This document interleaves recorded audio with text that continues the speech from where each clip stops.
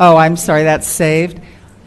This is an incredible turnout. We obviously have a lot of interest in our community about housing and second unit housing. And second units are becoming a trend, not only nationally, but internationally, yes? Can I also just say, anybody in the back who's standing who doesn't want to stand and wants to pretend to be a city council member, feel free to come and sit in one of these really comfy blue chairs.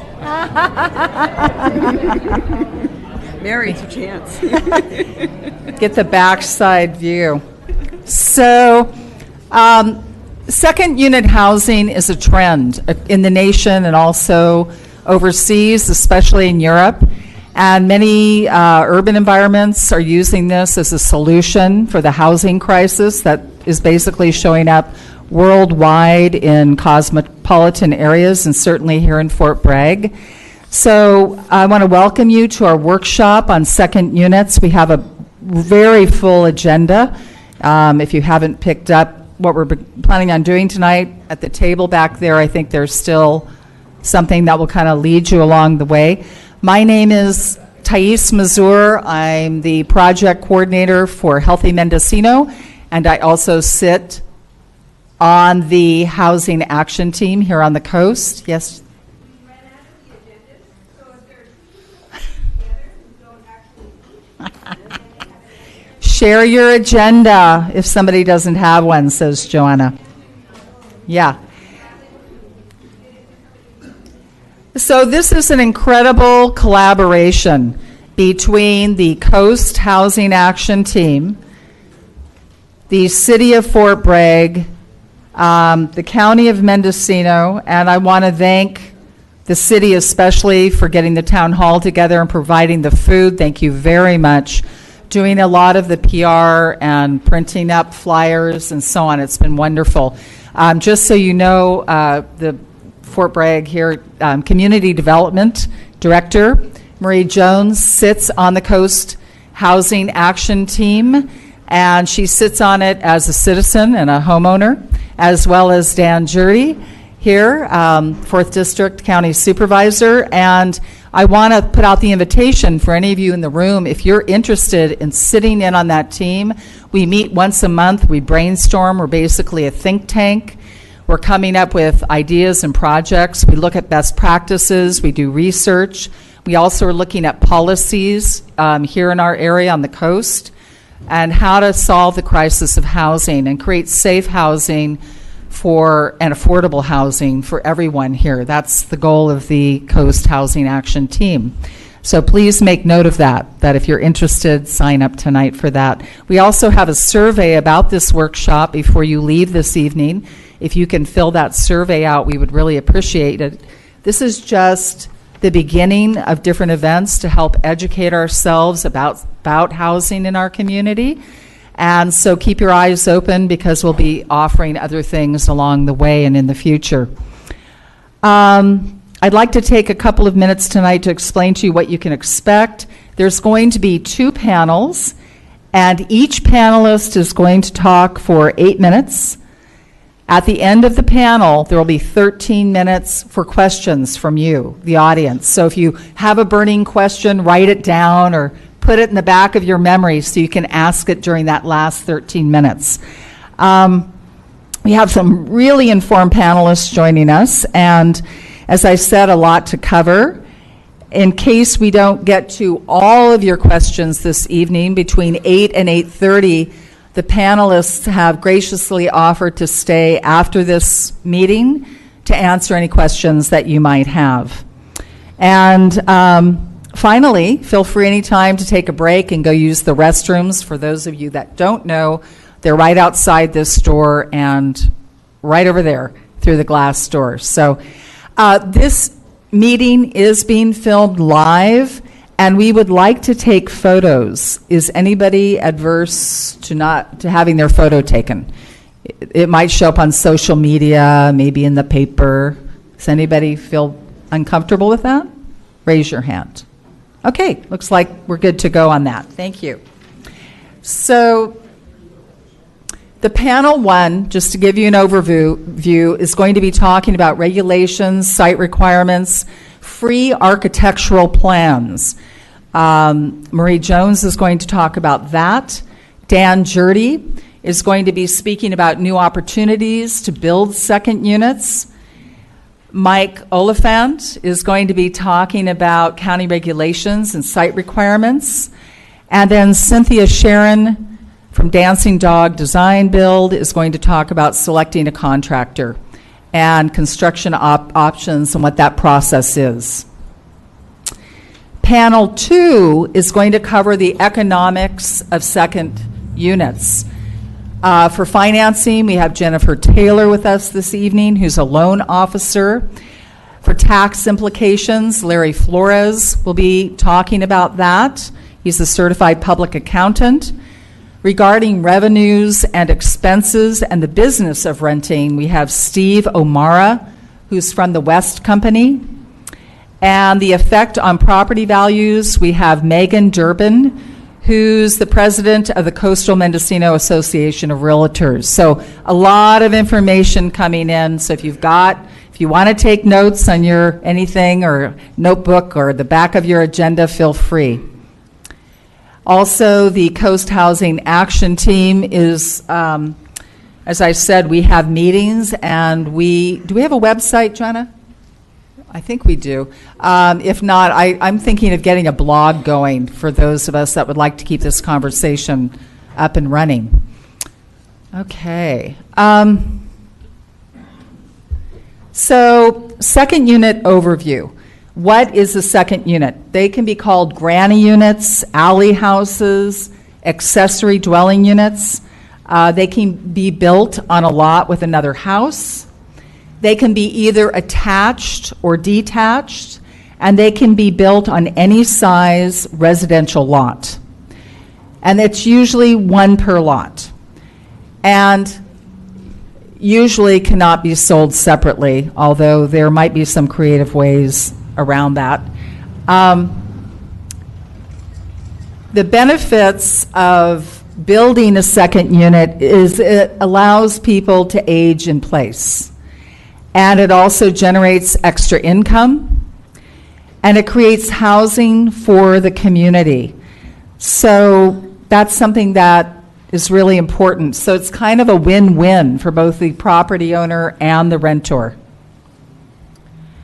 Once again, I want to let you know the sponsors of this event, Second Unit Workshop, are the North Coast Housing Action Team, the City of Fort Bragg, and the County of Mendocino. I want to thank you very much to the panelists for being here. And why don't we go ahead and get started with the panelists. Our first one up is Marie Jones.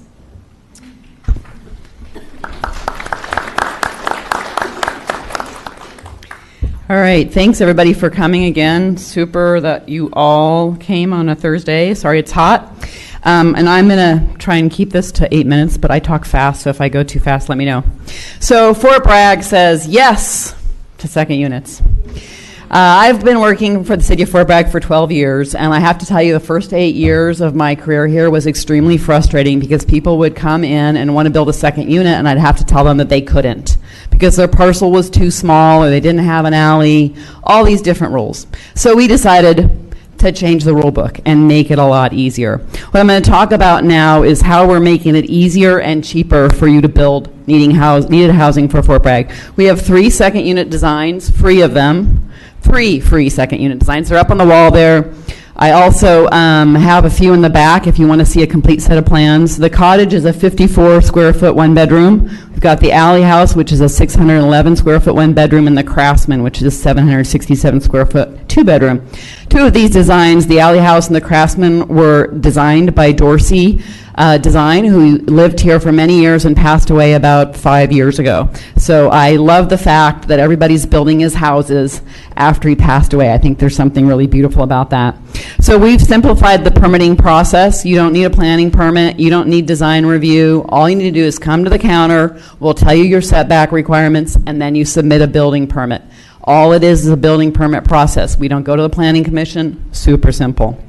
The only exception is some locations in the coastal zone, if you're what's called an appealable area or adjacent to a bluff edge, or you have rare plants, then we might have to do a coastal development permit. We've simplified the regulations. Parking is no longer required, so you can build your second unit without putting a parking stall on your parcel. There's no minimum lot size anymore. I don't care how small your lot is, you can stick a second unit on there if it will fit. We also no longer charge capacity fees, so you don't have to pay $5,000 to hook up to the city's sewer and water system. Essentially, all you have to do if you want to is pay $1,100 if you want a separate water meter, so that your tenant pays their own water. If you don't get that separate water meter, then you've got to pay for your tenant's water, so that's just something for you to think about. All right, so what's the second unit framework? There's only one second unit permitted per parcel. They can be part of an or attached to the main house. They can be one unit in a duplex. They can be detached structure. So if you have a very large house, you can actually carve it up and make a second unit out of part of your existing large house if it's too big for you. That's a very affordable way to make a second unit, because really all you're talking about is probably adding a kitchen and a wall and an exterior door. Super cheap. All right, so no design review, like I said. A few things that we do require is your second unit should be smaller than your primary unit. So if your primary unit is 1,000 square feet, your second unit's going to have to be smaller than that. If your primary unit is 800 square feet, your secondary unit's going to have to be smaller than that. The only exception is if your primary unit is in the back of your lot and it's less than 960 square feet, then you can build a primary unit in the front of your lot and you're good to go. All right. One other thing we do in the City of Fort Bragg require that second unit be 900 square feet or less and 18 feet or less in height. Although you can get what's called a minor use permit, which is about $500, again, doesn't go to Planning Commission, to put a second unit on top of a garage. That can be an existing garage that you structurally stabilize, or it can be a new garage. If you want to build a garage with a second unit up above, you can do that. I can. I'm sorry, I talk fast. Yes, I'll slow it down. 8 minutes, it's not very long. So your second unit should be smaller than your primary residential unit. However, if your primary residential unit is at the back of your lot and is less than our second unit maximum, which is 960 square feet, then you can build a bigger unit at the front of your lot. Does that make sense? If you have your unit right in the middle of your parcel, come talk to me. We'll work something out. I mean, I understand that some people, the unit is right in the middle of the parcel, and it's not clearly obvious how you're going to accommodate that second unit. We'll work something out. You need to have a separate entrance for your second unit. In other words, someone can't walk through your kitchen to get into the second unit. Not okay. Okay, maybe okay if you're doing something illegal, but that's not okay in Fort Bragg. All right. Again, largest size, 960 square feet. You can do 18 feet in height without any special permitting. If you want to put it on top of a garage, you have to get a minor use permit. A minor use permit is $500, takes 3 weeks. We notify all the neighbors. If none of your neighbors object, you're good to go. Okay? If you have an existing garage that's on the lot line, you can actually put your second unit on top of that garage that's on the lot line. Otherwise, you have to comply with setbacks. Generally in Fort Bragg, setbacks are 10 feet on the alley, 5 feet on the side lots, 25 feet in the front. If you don't have an alley, it's still 10 feet on the back parcel. If you have an existing building, like a shed or a structure that you want to convert into a second unit, and it's on that lot line, you can do that. We're good with that. Not a problem. You can convert that building. So that's a change that we also made. Can second units be sold separately than the primary unit? It depends on your zoning district. So if you're zoned in single family residential zoning district, which is probably about 60% of the residential zones in Fort Bragg, you cannot subdivide your parcel for the second unit.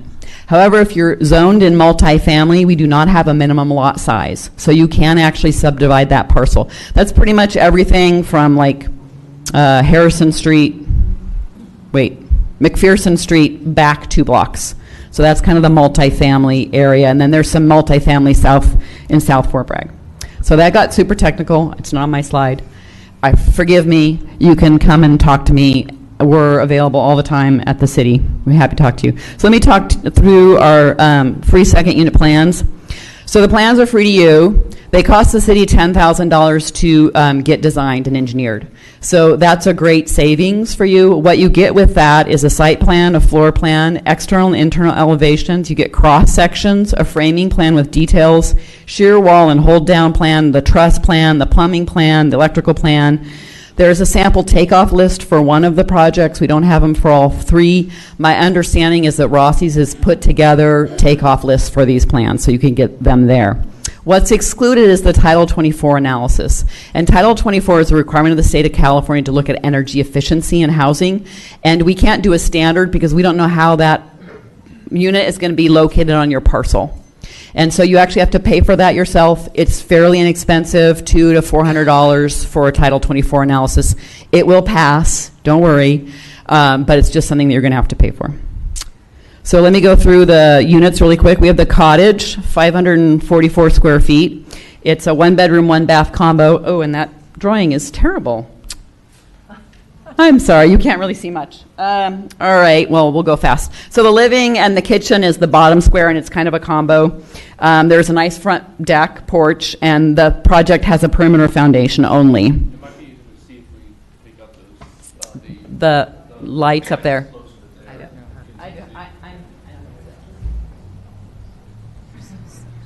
Are these free to county residents as well as city residents?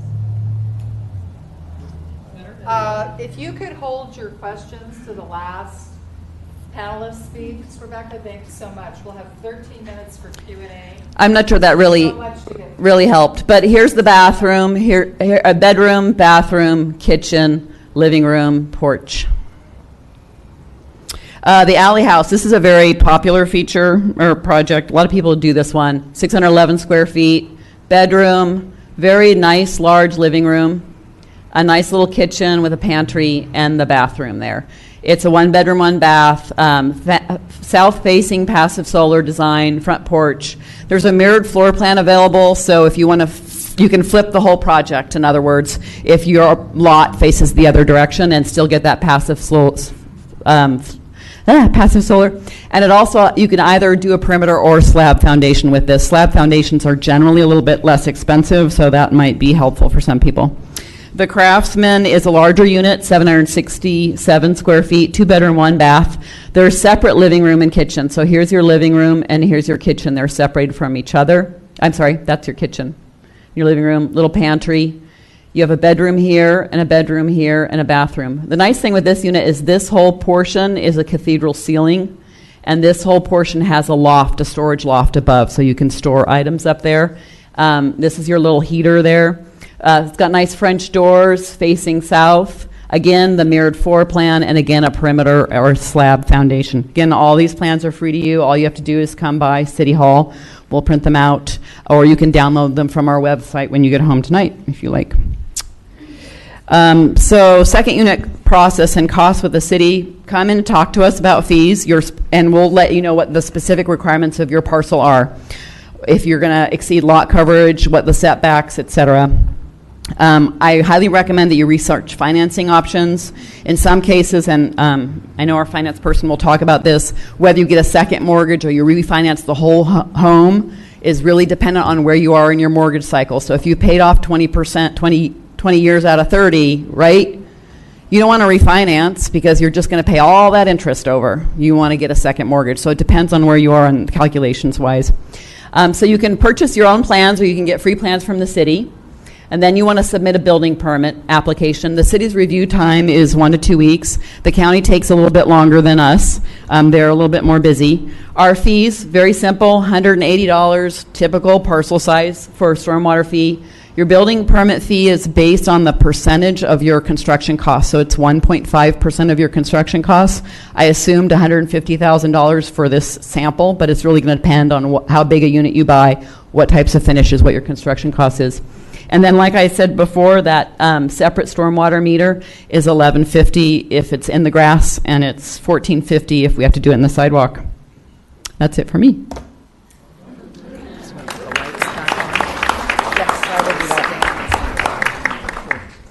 I'm going to go put the lights back on. So our next panelist is, thanks for being here so much, Dan Jurdy, 4th District County Supervisor. Thanks, Dan. Thank you. And I just wanted to repeat one thing that Marie said very quickly that is very important. The City of Fort Bragg's gone above and beyond the new state law. So the new state law says that if someone is converting an existing structure into a habitable place. They're no longer, the water agency can no longer charge a capacity fee, which is often $8,000, $10,000, $20,000 depending on where you live. The City of Fort Bragg not only is waiving that as the law requires, but they've gone above and beyond that. They're also saying if you build a brand new structure, they also will not charge you that fee. So the city is doing a lot, really, as Marie's highlighting, to encourage second units in city limits.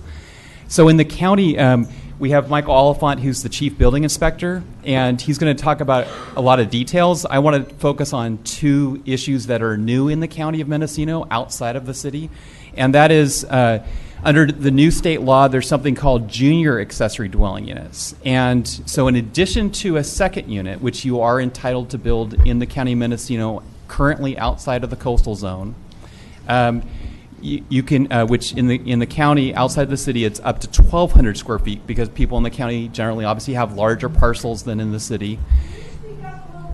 Yeah. They want you to stand up. So whereas in the city where people have smaller parcels, you're limited to a second unit of up to 960 square feet. In the county where people have larger parcels, the second unit can be up to 1,200 square feet. But in addition to that, under the new state law, the county adopted a new ordinance that also allows you to build what's called a junior accessory dwelling unit. And under state law, that is, it has to be attached to your main house, and it has to include conversion of an existing bedroom in that junior accessory dwelling unit. Some people will point out, well, their house is fairly small, and they don't have an extra bedroom to convert into that junior accessory dwelling unit. Well, there's actually nothing stopping someone from pulling a building permit from the county of Mendocino to build a master bedroom suite of 499 square feet, and then later declaring it to be a junior accessory dwelling unit. So what is a junior accessory dwelling unit? It is a independent living space with an exterior door. It does maintain an interior door that connects to the main house. That interior door can be locked. You can have a bookshelf in front of it, but it enables you to reestablish that as one common living space in the future if that's what you want. And then finally, the junior accessory dwelling unit can't have natural gas or propane or a 220 volt in the kitchen. You can still have propane heater for your heat. You can also have a propane for your hot water heater if you want, and you can have propane for your dryer if you wanted to. You just cannot have propane in your kitchen because the kitchen, under state law, an efficiency kitchen defines that as being 110 volts only in the kitchen. But anyway, so the county is allowing you what I would say is 2.5 units. Your main house, a junior accessory dwelling unit of up to 500 square feet as defined, and a secondary dwelling unit of up to 1,200 square feet. Now that's outside of the coastal zone. Several of you here I know are inside the coastal zone, and you're wondering, okay, what about us? Well, the state wants second units as a form of housing everywhere in California. And the Coastal Commission staff, the executive director, has written 3 different memos so far on a process by which second units can be approved in the coastal zone in California. The County of Mendocino wants to pursue this. The Board of Supervisors supports this, and we have an experienced planner who's worked with the Coastal Commission for a couple decades. Linda Roofing is in the room, and she's going to be heading up that effort. So the very rough time frame for this is it generally take 6 to 8 months for a land use code policy to be drafted and then go to the Planning Commission and Board of Supervisors. So that's a rough time frame. And then once it gets approved by the Board of Supervisors, it then goes to the Coastal Commission for their approval. Their approval process is, it's a little nebulous, but it's basically 6 to 12 months, sometimes longer than that. But that's the rough time frame for us crafting a proposal for the coastal zone and going to the Coastal Commission.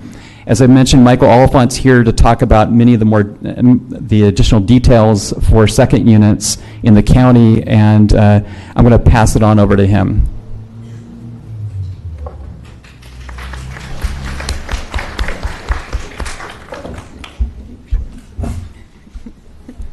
Thank you, Dan. Can everybody hear me?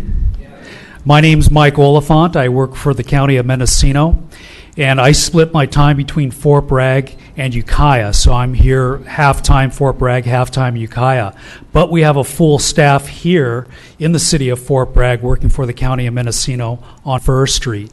So first of all, I'd like to know who's in attendance. How many people here live in the city limits of Fort Bragg? Okay. And how many are here who live outside of city limits in the county? It's about 50-50. I thought that we would see mostly city residents. So that's great. So we have some differences, as Dan pointed out, between the city and the county sizes. So I'm not going to get into it. Basically, to sum it up, the differences in the ADU of the 960 for the city and the 1200 max for the county. Now, the county doesn't have an adopted ordinance just yet. We will very soon. So that's going to happen very soon. But what I want to talk about is the process that you're going to go through to get a permit. You are going to start with your application and your plans at City Hall with community development. You're going to need 3 sets of a plan, whether it's the free plans or plans that you choose to draw, or your architect drawn plans are also welcome. You'll need a site. Although that's only if you're in the city of Fort Bragg. Otherwise, you go straight to Mike and the county if you're in the county. Okay, yeah. Right. For this is for city only. You're going to always start with all projects at City Hall. You'll need 2 copies of the engineering calculations if it's applicable. In the county, you'll need your CAL FIRE approval, but within the city, it goes through FIRE as part of their in-house pre-approval process. And as Marie said, you will need a copy of your Title 24 energy compliance documents. And what that is you hire an energy consultant analyst. You give them your plans, they look at it, they check that it complies, they see the orientation of it on your land, which way it faces, the fenestration value, the insulating value, and they do those calcs, and then they give you the compliance documents back, and we review those as part of the review process. So like I said, in the county, we have a 1,200 square foot max. In the county, we also have a guest cottage that's a maximum of 640 square feet. Now, the guest cottage does not have kitchen facilities, and it is not allowed to be rented. Now, that's part of the planning process. I'm not a planner, and we don't have a county planner with us, but feel free to call 5 days a week, and you can get a county planner at our office here on First Street. We do also have a detached bedroom in the county, which has a maximum of 500 square feet, and we have the junior accessory dwelling unit, which is it's rather new, and I imagine that's going to be quite popular. It's just popping up on the radar. I have some prices because I thought maybe some people would be interested on what a building permit costs, and so these are rough estimates. Maybe slightly on the higher side. So in the county, and for a county-issued building permit in the city, an accessory dwelling unit of a maximum of 1,200 square feet is going to be roughly $3,200. That includes your building, plumbing, electrical, mechanical permit. That's everything included. And then that includes all inspections, foundation through finish. A 960 square foot ADU is going to be approximately $2,800. A 640 square foot guest cottage, and again, that has no kitchen or bathroom, is approximately $1,400. And then lastly, your 499 square foot junior accessory dwelling unit, if you were building it brand new as an addition, would be approximately $1,900.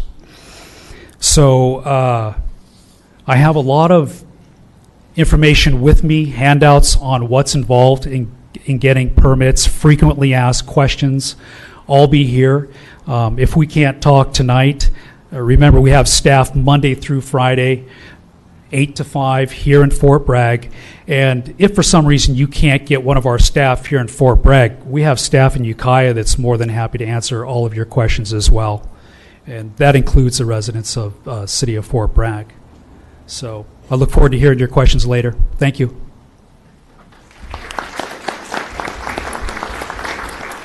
Thanks so much for holding your questions until our last panelist, Cynthia, from Dancing Dog Building, right? Or Build? Design Build. Thanks, Cynthia. Okay, can everyone hear me? Okay, good. So I also had a couple questions, one of which was the one that Mike already asked, but let me ask two other questions. How many people here have done a major remodel or new construction project? Is everybody? Okay, fair number of you, okay? And then in terms of this whole process here, how many people are interested in doing some or all of the work themselves? Okay, excellent. I just like to get a sense of how to gear the conversation here. So my name is Cynthia Sharon. I own Dancing Dog Design Build. I'm a licensed, bonded, insured contractor. I've been doing this for over 30 years. I've been here on the coast for about 12 years. And for those of you who don't know what design build is, basically sometimes I work with an architect. Oftentimes I do the design in-house. So that's all that means. I build and I design.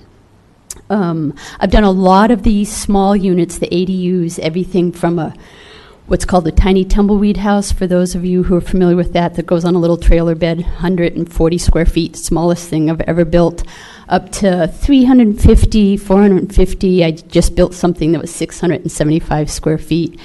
And I think they're awesome because you can focus on getting a lot of quality. You don't have to worry about having a really onerous mortgage, and you can really focus on making it just the way you want it.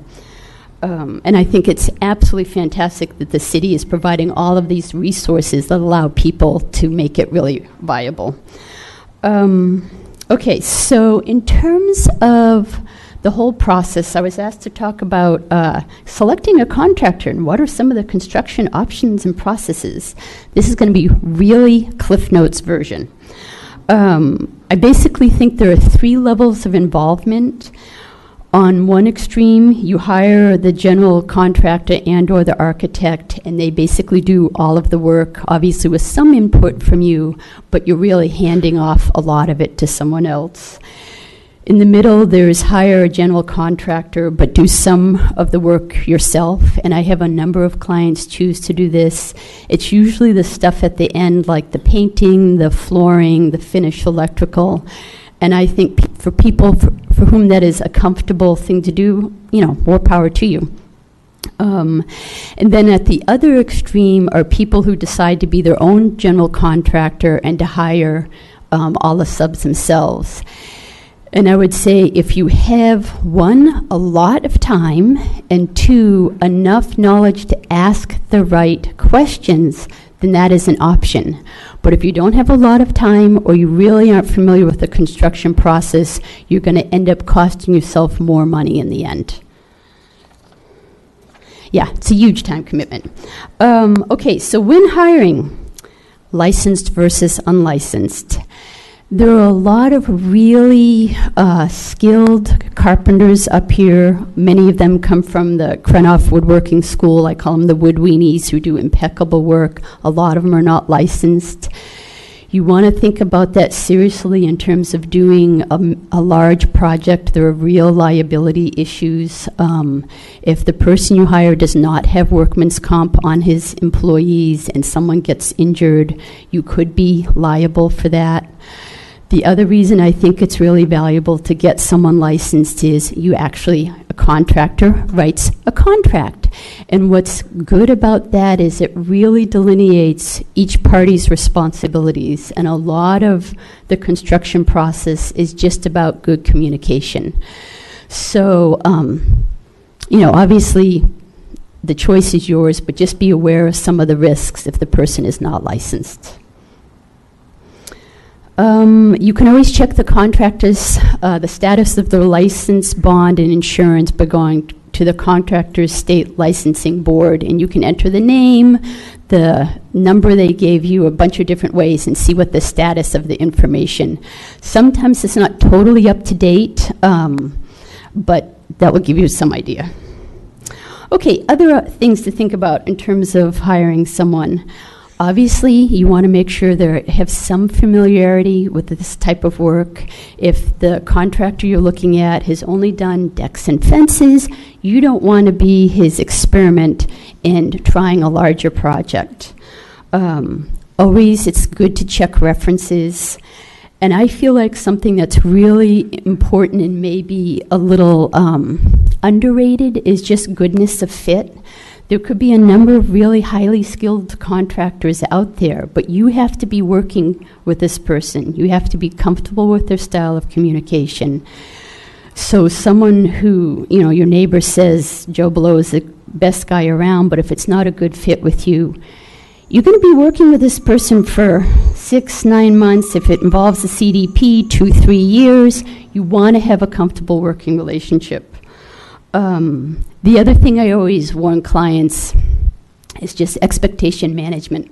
This is going to be stressful. Recognize that. There's a huge time commitment and a lot of money. So no matter how good the communication is, things are going to come up. You might have to resolve something really quickly, something happened unexpected. So just recognize that, if you're, also pregnant or starting a business, maybe now is not the time to be also building a house. Let's see. Oh, and the last thing I always like to caution people is give yourself a cushion. Do not, I have a client now who I really, really like, but every time I set a cost, she's like, oh, well, we can do this, and then we can also do that.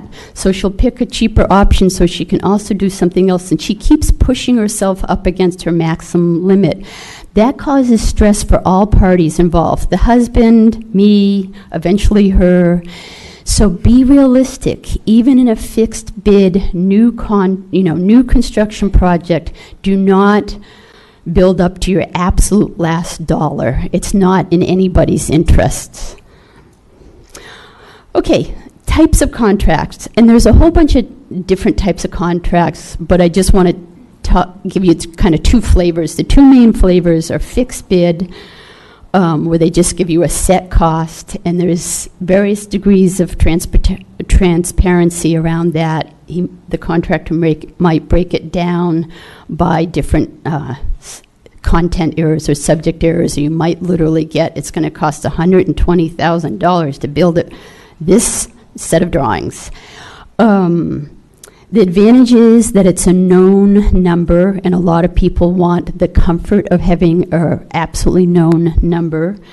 It does require clients to make all of the major decisions and most of the smaller decisions as well before the contractor can't give you a number if he doesn't know what he's putting in. So the disadvantage is you lose a little bit of design flexibility. The other type of contract is some variation on T&M, which is time and materials, where the contractor, he should still give you an estimate. You should have a budget, but you do it time and materials. He charges you actual labor for his employees and materials with some set markup. The advantage of that is you've got a lot of design flexibility. The disadvantage is you have more unknowns. So I worked with a client who had incredible trouble visualizing things, even with SketchUp CAD drawings and mock-ups and sheets on the wall. So we did it T&M so we could literally do it step by step because she just couldn't visualize it otherwise. So just as a general rule of thumb, most new construction, it's not hard for the contractor to do it fixed bid because there's less unknowns. Most remodelings are going to be time and materials because you cannot anticipate what all of the unknowns are going to be. Okay, then in terms of payment options, there's all kinds of different ways of doing it. Basically, it's done on some version of a progress payment. So when you get X amount of work done, you'll get paid, or if it's T&M, they tend to bill every couple of weeks or something. If you have a construction loan, that will be determined by the bank, and they might come out and look at it to verify the amount of work that has been completed. One option to be aware of, and contractors aren't going to like this, but if for any reason you feel uncomfortable about the contractor actually finishing it up, including your punch list and your certificate of occupancy, you can do a retention, which is you hold back 10% of each payment, and then at the very end of the job, after you have your certificate of occupancy, that's released. Now, a contractor is not going to like that because that may represent his or her only total profit for the entire job. I've only had one client in my many years who wanted to do that, but that is something to be aware of. Okay, moving into cost considerations. You've already heard about the whiz-bang plans from the city, which do save you easily about, in my experience, it would save $2,000. Okay. Oh, I'm supposed to go faster. Okay. We have plenty of time. Really good information. We do? This is really good. Because everybody else information. gone faster. I think you She should said. let her keep going. Okay, timekeeper, check in? Okay, it's okay, go ahead. Okay, good. Okay, lots of info here. She's way more interesting than the rest of us. We know it. It's okay. So the city's plans do save about $2,000 on the engineering and anywhere between $6,000 or $8,000 on the design. So something to be aware of if you don't use the city's plans in the city, there are lots of other pre-made plans you can get online, but you need to make sure that they're structural for California, which obviously because of the earthquakes have special requirements. And if you're basically if you're outside the city limits, you're going to be in a wildland urban interface zone, so WUI zone. And the WUI zone has different building codes that basically add some cost, but also some design details that have to be incorporated into your drawings. So if you're online and you're looking at a set of plans designed for New Jersey, it's not going to have the WUI stuff. And sometimes adding all of that stuff does not add a lot to the cost. Sometimes you're just better off starting from scratch. Okay, some basic rules of thumb on cost. Like I've already said, the best part of building small is you can increase your quality, so you're trading quantity for quality. There's always the rule, KISS, keep it simple, stupid. And it's kind of obvious if you have a simpler foundation, maybe 6 inside and outside corners instead of 14. Last job, I had a client who wanted it simple, and then she showed me the design and had 14 inside and outside corners, and it's just like, so keep it somewhat simple. Having said that, obviously you don't want to have a box. You don't want it to look like Kmart. You want to have a little complexity, a little articulation of surfaces, but use that judiciously. You'll save yourself from the foundation up through framing, roofing, everything. What I basically tell clients, my rule of thumb is if you really love it and you're going to regret not having it, then put it in. But recognize it's a trade-off. If you want the granite countertops, you may not be putting in the stainless steel appliances. So just think about what your priorities are.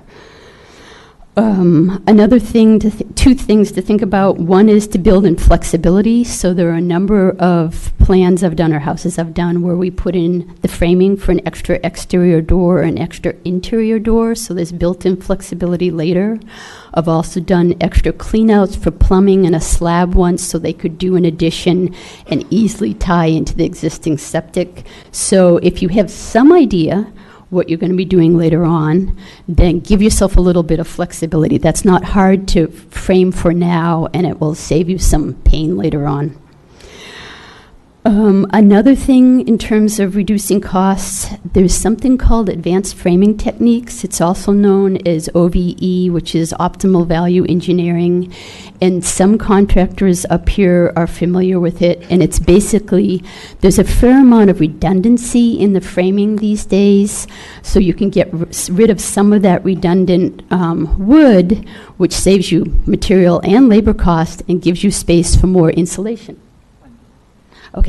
Okay, so other general guidelines, speaking more quickly. Always do passive solar if you can. Reduce heating costs and increase enjoyment. 2, recognize that site costs can take 20 to 30% of your budget. Do not ignore those. And then I was going to talk about different foundation slab is the least expensive, windows and doors, metal and vinyl is the least expensive. I won't do that. If anybody's interested, they can come talk to me.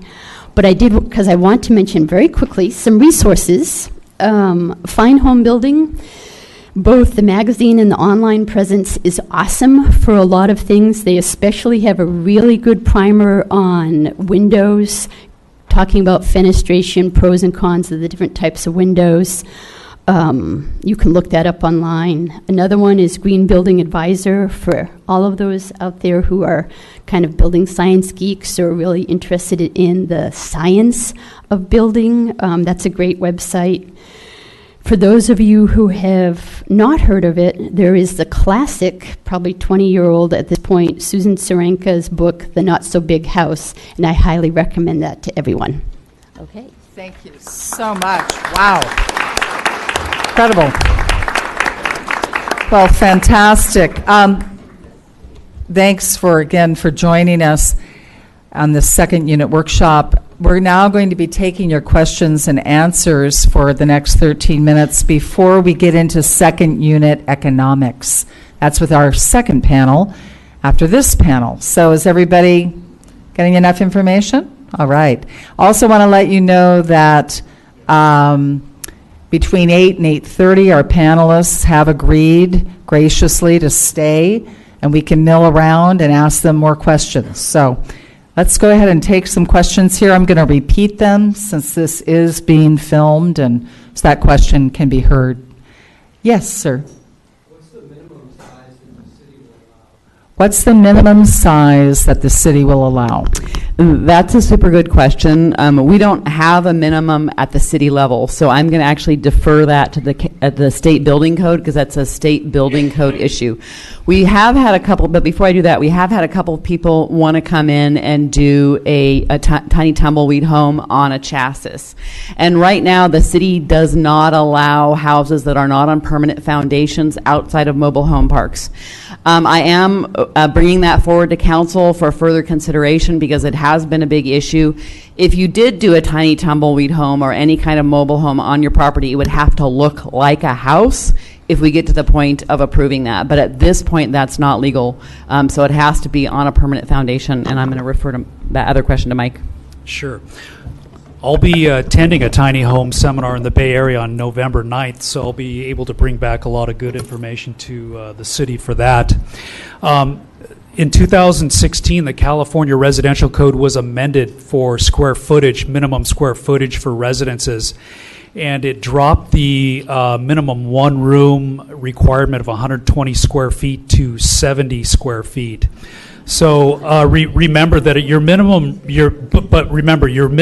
room size for a bedroom is always 70 square feet, and then you have a bathroom in that space, and then you have a kitchen also. So out of all the years I've been in this, I've never seen a place built that small. And I think the reason is because once you start calculating your costs, you're going to say, I might as well add on a few 100 square feet to get what I really want for a little bit more room for about the same price. So really, but the California residential codes really drop their square footage so it can be quite small. So I just wanted to add to that, the most expensive thing I ever built per square foot was the tiny tumbleweed house, because we needed the kitchen, the bath, the house, everything in 140 square feet. Most expensive. Over there. Thank you. I was wondering, maybe a twofold question. Is there going to be, for the Coastal Commission, an amnesty to get people on board to the county that have already previously built and need to get their plans and perhaps a second? Don't forget to repeat the question. I'll start this off, and then let I'll me just repeat that question. Is there going to be any amnesty for people in the county who have already built? There was for the interior. And okay, thank you. So the county did just wrap up their amnesty program, and we had one prior to that too. So in the county, we no longer have an amnesty program. Now, what the amnesty program was good for, it eliminated your violation fees. So now, if somebody were to come forth wanted to say, hey, look, I built this thing without the benefit of a permit, even though we don't have amnesty, you can still get that thing permit. You're just going to be assessed the violation fees. Now, the violation fees work like there's a 1-time, 2-time, and a 3-time. 3-time violation fee is always for commercial. A 2-time violation fee when it's a code enforcement action, when somebody's been turned in. The 1-time, the minimal violation fee is a 1-time, and that's when you walk it in yourself. And that's just a portion of the building, plumbing, and electrical fee. So that... So what on average would it cost? I can't answer that because it's based on the square footage and cost of the residents. Dan, do you have anything to add to that about the coastal zone issue? Okay. No? Over there? Does the city of Fort Bragg have an amnesty for unpermitted already built? Does the city of Fort Bragg have an amnesty for already unpermitted built? I knew that question was coming. We do not per se have an amnesty program. We've looked at it in the past. So one of the challenges of bringing a non-code building into conformance is it's not just about coming in and getting the building permit. You actually have to upgrade the building. So you have to upgrade the electrical if it's not to current code. You have to upgrade the insulation if it's not to current code, et cetera, et cetera. So that's really where the cost comes in. The cost really isn't in the building permit side. So again, if you come into the city of Fort Bragg and say, I want to legalize this building, all I'm going to say is, where's your building permit? Let's process it and get it done. So an amnesty program kind of doesn't matter to us because I wouldn't charge you double anyway for your building permit if you came in after the fact. Just be aware that the cost is not about the building permit. It's about all the changes you're going to have to do to that structure to make it legal. The other thing in the city of Fort Bragg is we do not do proactive code enforcement. I am not running around town looking for illegal second units. The only way I will shut down an illegal second unit is somebody comes and complains to me about it. So get along with your neighbors, get along with your tenants, and I'll never know, and it'll never be a problem. I would like to add to that the county of Mendocino is also complaint driven. We are not looking for those. They're phoned in. We have a code enforcement team that responds to those, so we're not driving around looking for those either. Here in the front? Oh, no, I can repeat it. It's okay. My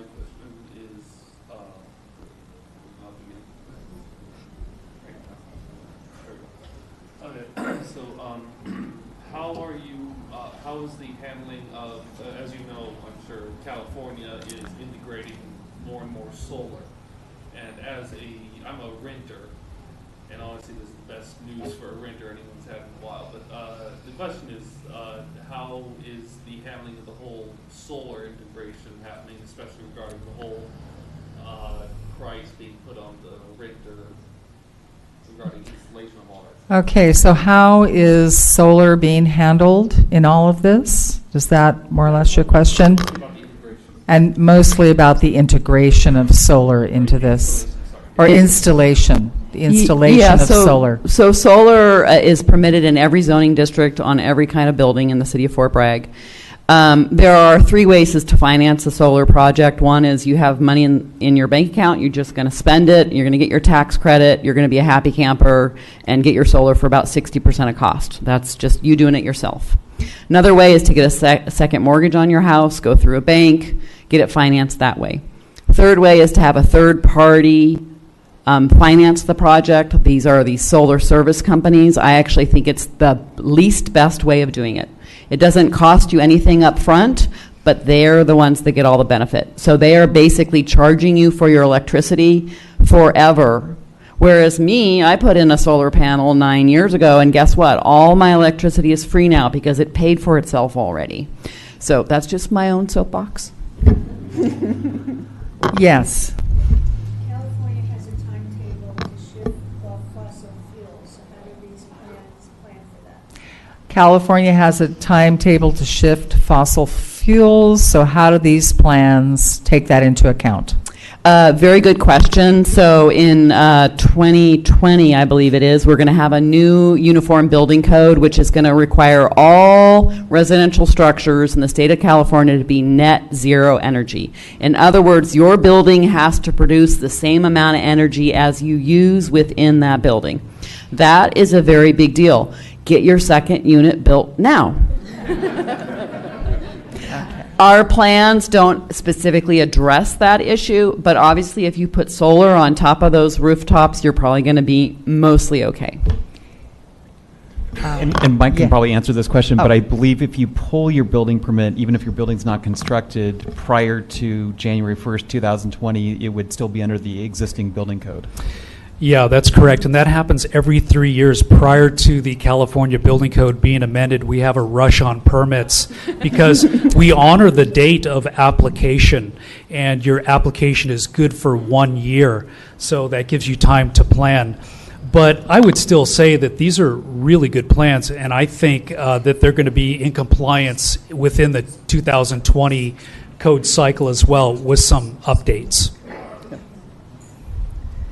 Yes. The county policy that's being envisioned, if that passed, would all of the other second unit information hopefully carry over into the coastal zone area? The county vision, that's being, They're working on a policy. right, there's a to allow for second units in the coastal zone. right.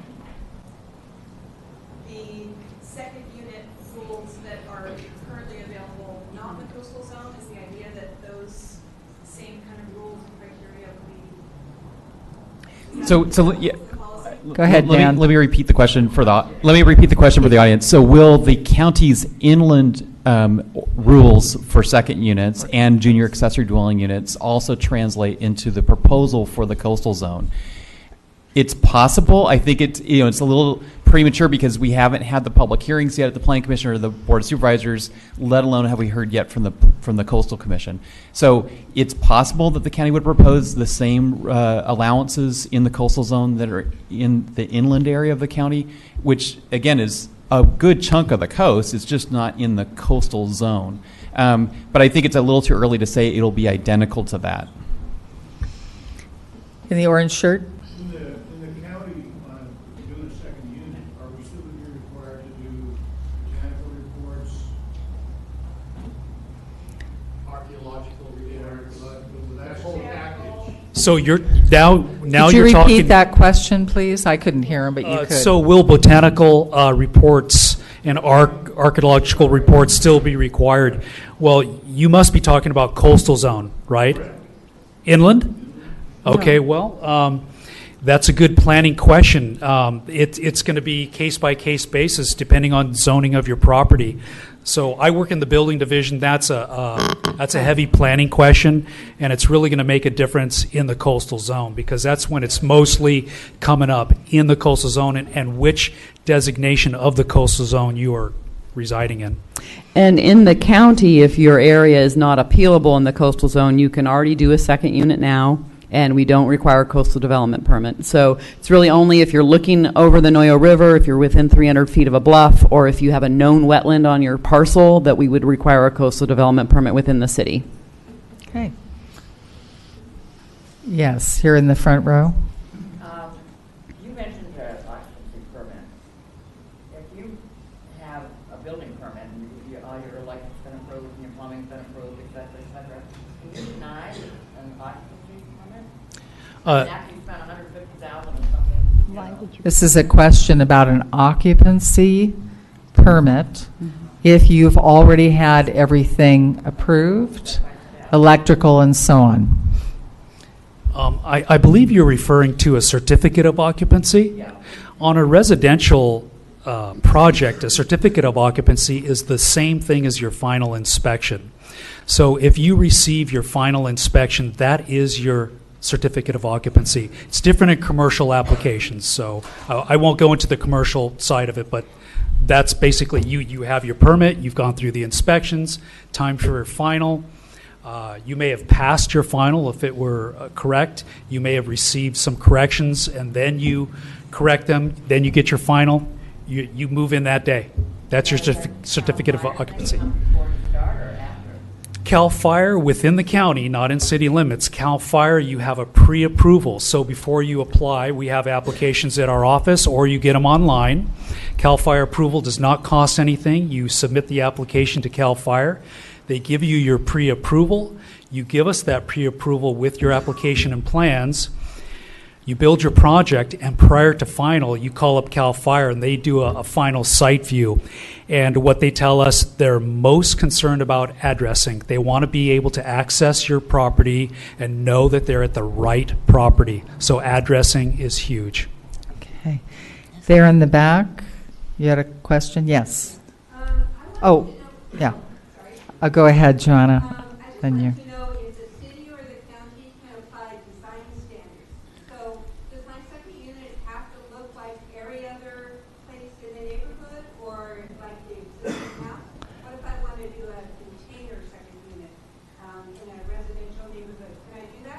This is a question about design standards. Does what you're building have to look like every other house or somehow fit in aesthetically or from a design point of view? Yeah, so in the city of Fort Bragg, we actually do not do design review for primary units or secondary units. If you want to make it look like a fish, have fun. Sounds like fun. What about the county? Does that Okay. apply as well? So I'm not going to speak to the coastal zone. I'm going to speak to everything outside of the coastal zone. And we don't have a design review outside of the coastal zone, and we have done some container unit residences. Okay, this gentleman here in the back. Oh, except for in Mendocino, but that's also in the coastal zone. Okay, everything that I've said is except the town and village of Mendocino. But so that's all needs to be approved through the MHRB, the Mendocino Historic Review Board. Yes. Okay. So it's kind of two parts. Can you clarify when you said that the coastal CDP is not required? Are you talking about city limits of Fort Bragg, or if your address is in Fort Bragg? Yeah, the only place that I have regulatory authority in terms of deciding whether or not a coastal development permit is allowed or not is within the city limits of Fort Bragg.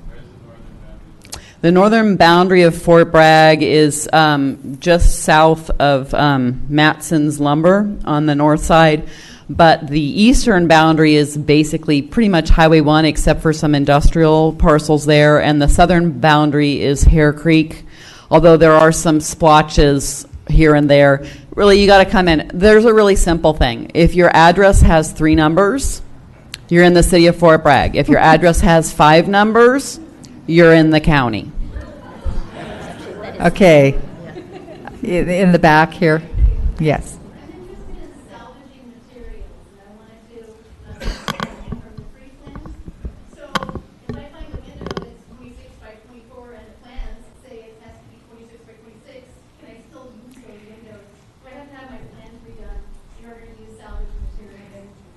Can salvaged materials be used in the plans, the free plans from the city? All right, good question. So I'm going to speak first to the county regulations because the county of Mendocino has an ordinance called Class K. That is, it's the limited density rural housing ordinance dictated through Title 25 of California state law, where the regular California building code sits in Title 24. So within that state law where the county has Class K, and we just revised that ordinance 6 months ago, it's possible to use lumber like that. And the reason is, and you mentioned windows, because in that ordinance, you are exempt from Title 24 energy compliance documents, okay?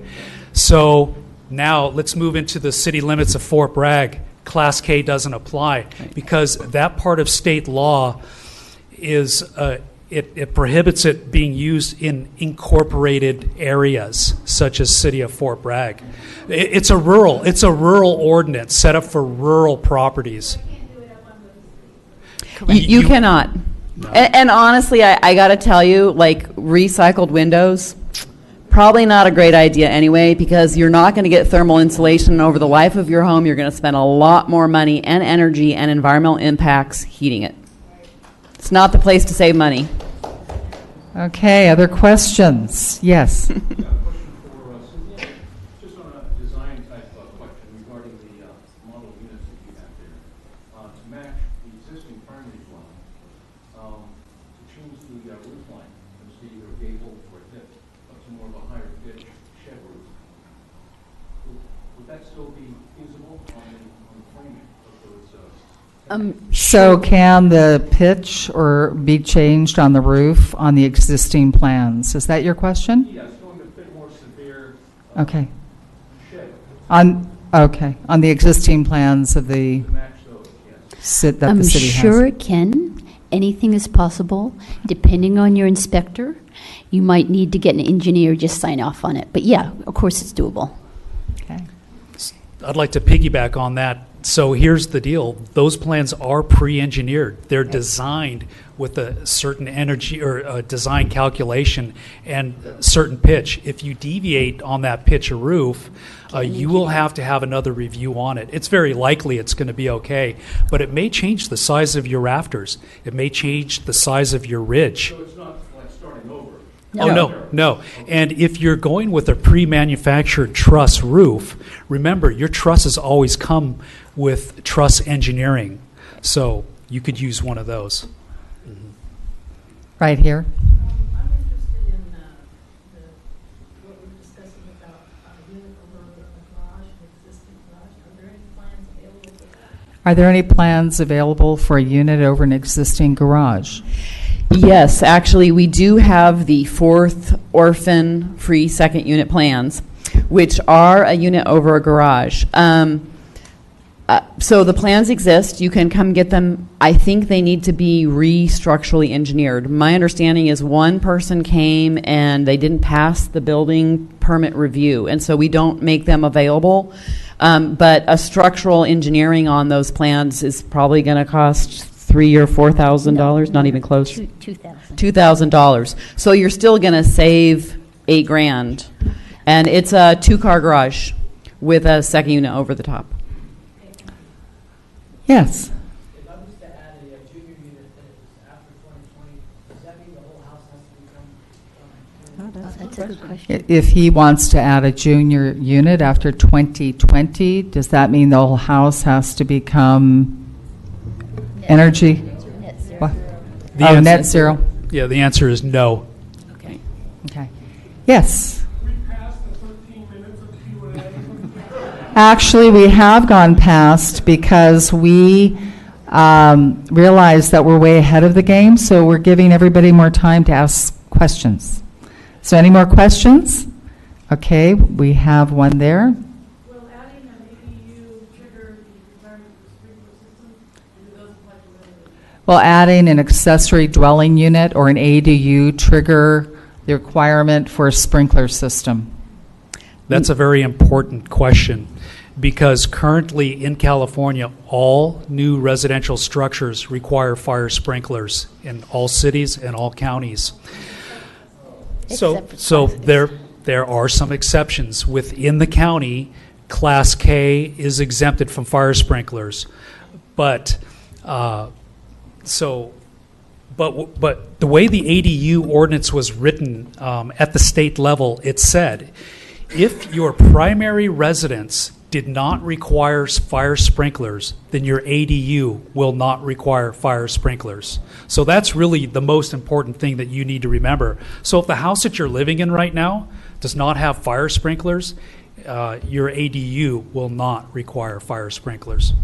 Michael, that's for if you're putting your AU within your existing residence, not if you're building a new. No. That's incorrect. No, that's not right. It's any your second unit. accessory dwelling unit.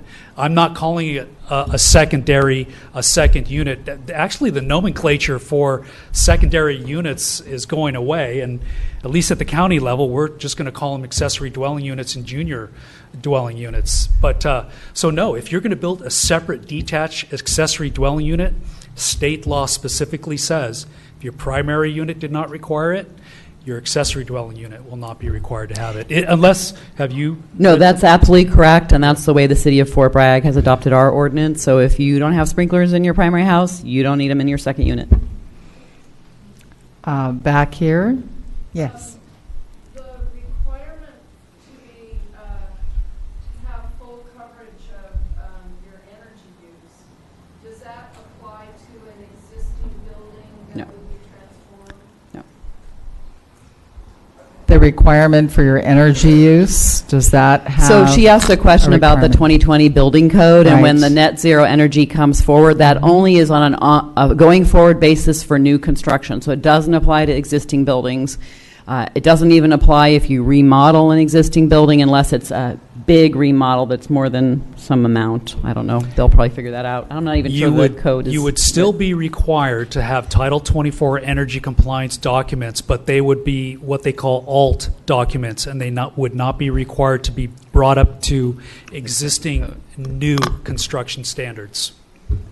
Okay, we have time for one more question before we move on to our next panel, the economics of second units. So is there another question out there in the house? Somebody who hasn't asked a question yet? That's okay. We'll go with you in the back again. I don't know if it's too detailed, but I've been looking around to see if an ADU can be allowed. We may have already gone over this earlier, but I just couldn't find anything for our property. It says that one primary residence allowed and a kitchen would be considered a residence, basically. So I'm curious if there's an ADU, if you're allowed to have a kitchen or not. Are you allowed to have a kitchen in an ADU? Absolutely, in the city of Fort Bragg, yes.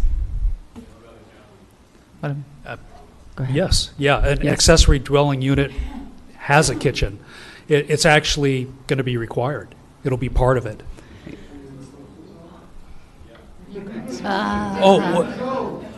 Yeah. Okay. Yeah, you didn't mention that you're in the coastal zone, so I need can't. to move. I can't speak to the coastal zone. Unfortunately, in the old days, some people would get a coastal development permit and they'd build a shed on their property or a little barn, and they'd get a requirement in that permit that they could never turn that building into a second unit. And I think it will be an interesting case once we have legislation in the county or even in the city. If someone, we don't actually do that in the city, but if you come forward and say, look, even though I have this old coastal development permit that doesn't allow me, now you're allowing me, so let's see what we can do. I think you'll probably be able to do it.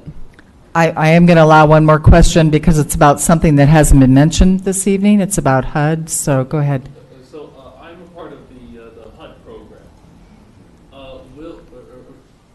Will the requirements such as kitchens, bathrooms, those kind of requirements within the ADUs, will those match up to the requirements that HUD has to have? Well, The HUD does the packet.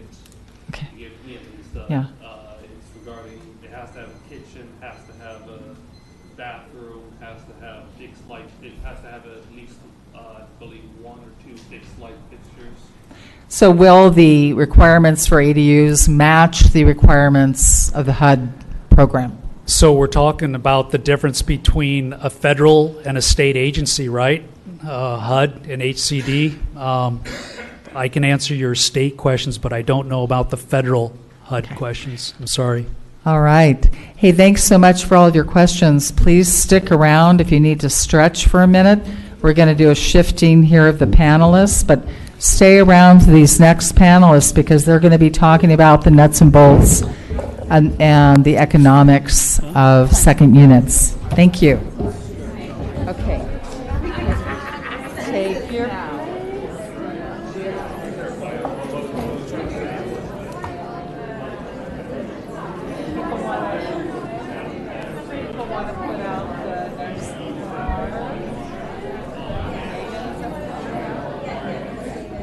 Megan? There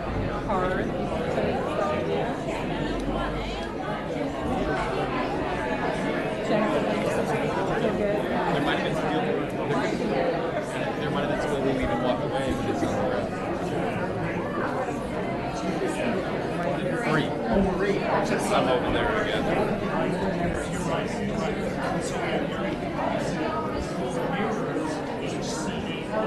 Really appreciate it, except we're at the Coastal Commission. But in Fort Bragg or outside?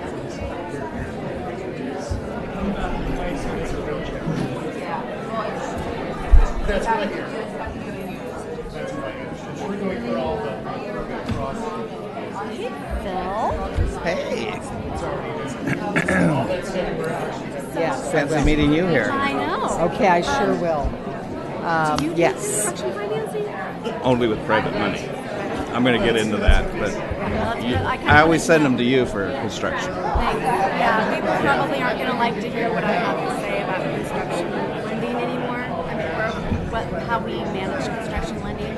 It's And of course, I can only do it on non-owner occupied homes. So that means both units have to be non-owner occupied. So I'm going to go into that too. So I figured I'd go into more of the private money stuff. You guys ready? We do the FHA too. I'll mention that. And I have a quick question. yeah. What? Can you finance if a appraisal report states that You missed an introduction can you finance for the. Yeah. In fact, we've had Did it you where the grab one preliminary of report these? states on there that it is, and we had no problem with it. Fannie Mae accepts Steve, Class you'll K. be after So, Jennifer. yeah. Marie is the wizard on that. So Really? you Oh wanna yeah, I've grab done Marie 2 of them, Jones? and one of them actually, the first one didn't say She'll put it on there. The other one did, and I thought I was going to have a heck of a time. She says no, Class K is legal. So, yeah, in fact, we financed it, God, maybe a year ago.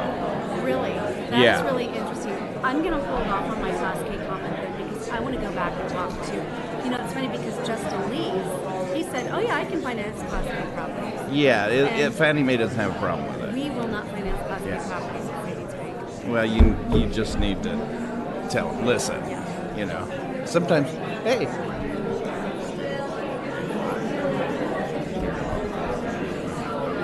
Oh, okay. Yes.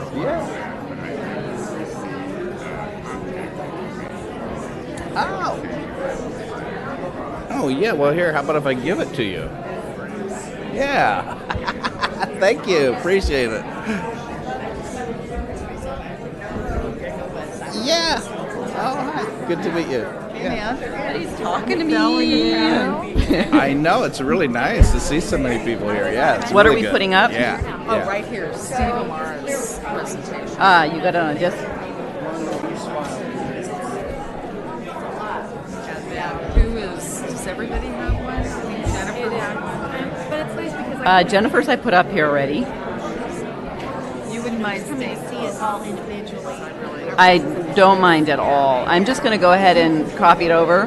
Yeah. That way Yeah. we have a copy and you don't forget your disc. And do you have a PowerPoint? Larry Flores I also. think most people around here know where it's You got a PowerPoint?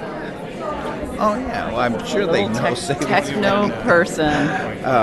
So, Perfect. anyways, I'm looking at one of my binders, and it's a savings bank binder, and that Shelley was using. I go, where'd you get a savings bank binder from? She goes, it was 50 cents over at Paul Bunyan. Oh, no way. That is so funny. That's awesome. So now you have a binder sitting in our front room. Oh, It that's says awesome. savings bank on it. Yeah,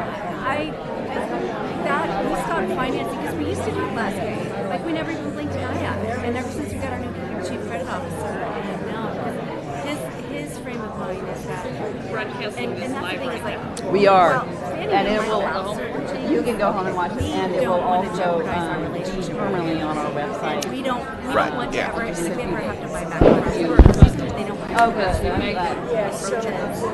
we don't want to safety and All right. structure. Let's talk. Okay, good. Thanks for coming. It used to just be like, oh, well, you can kind of do whatever you want. You don't know what it's for.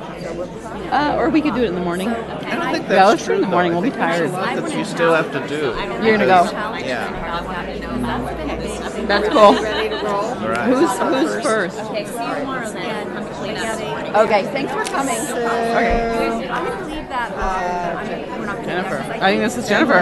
The county just revisiting their class. Jennifer's. I think that we might be able to go back to the drawing board and Let me ask her. And Okay, we're going to begin the second panel here. If everybody could find a seat. So We're beginning our second panel discussion on the second unit economics. Can I make a little announcement? Yeah. Well, with our values so high, though, I don't know if it would be that much. All right, everybody, if you could come settle down, sit down, grab your cookies, stop talking, or if you really, really need to talk, go ahead and take it outside for us. See how that got quiet? I wanted to make a quick announcement, and that is that this entire panel is being broadcast right now on City's TV website. And in about 2 days, it will be there permanently. So if you really have a friend who wants to know about this, you can go onto the city's website, look under city meetings, and you'll see a link. We will also have it on YouTube under Fort Bragg Second Unit Workshop. So in a couple of days, you can search on YouTube for that title, and it should come up. Just want to make sure that, you know, if you're really tired, you could go home now and see the rest of it later, or you could stay and cheer on with the rest of us. All right, that was it. Well, I'm glad you're staying. It's great. Thank you so much again to the panelists before and the panelists here that we have lined up. They have a lot of information about the economics about second units. And just as a reminder, we'll take questions after all of the panelists have gone through what they're here to share with us this evening. Thanks again so much for being here, and for those of you that came to the workshop. Okay, our first presenter on the panel is Jennifer Tyler, and she's going to talk about how to finance your project. Jennifer?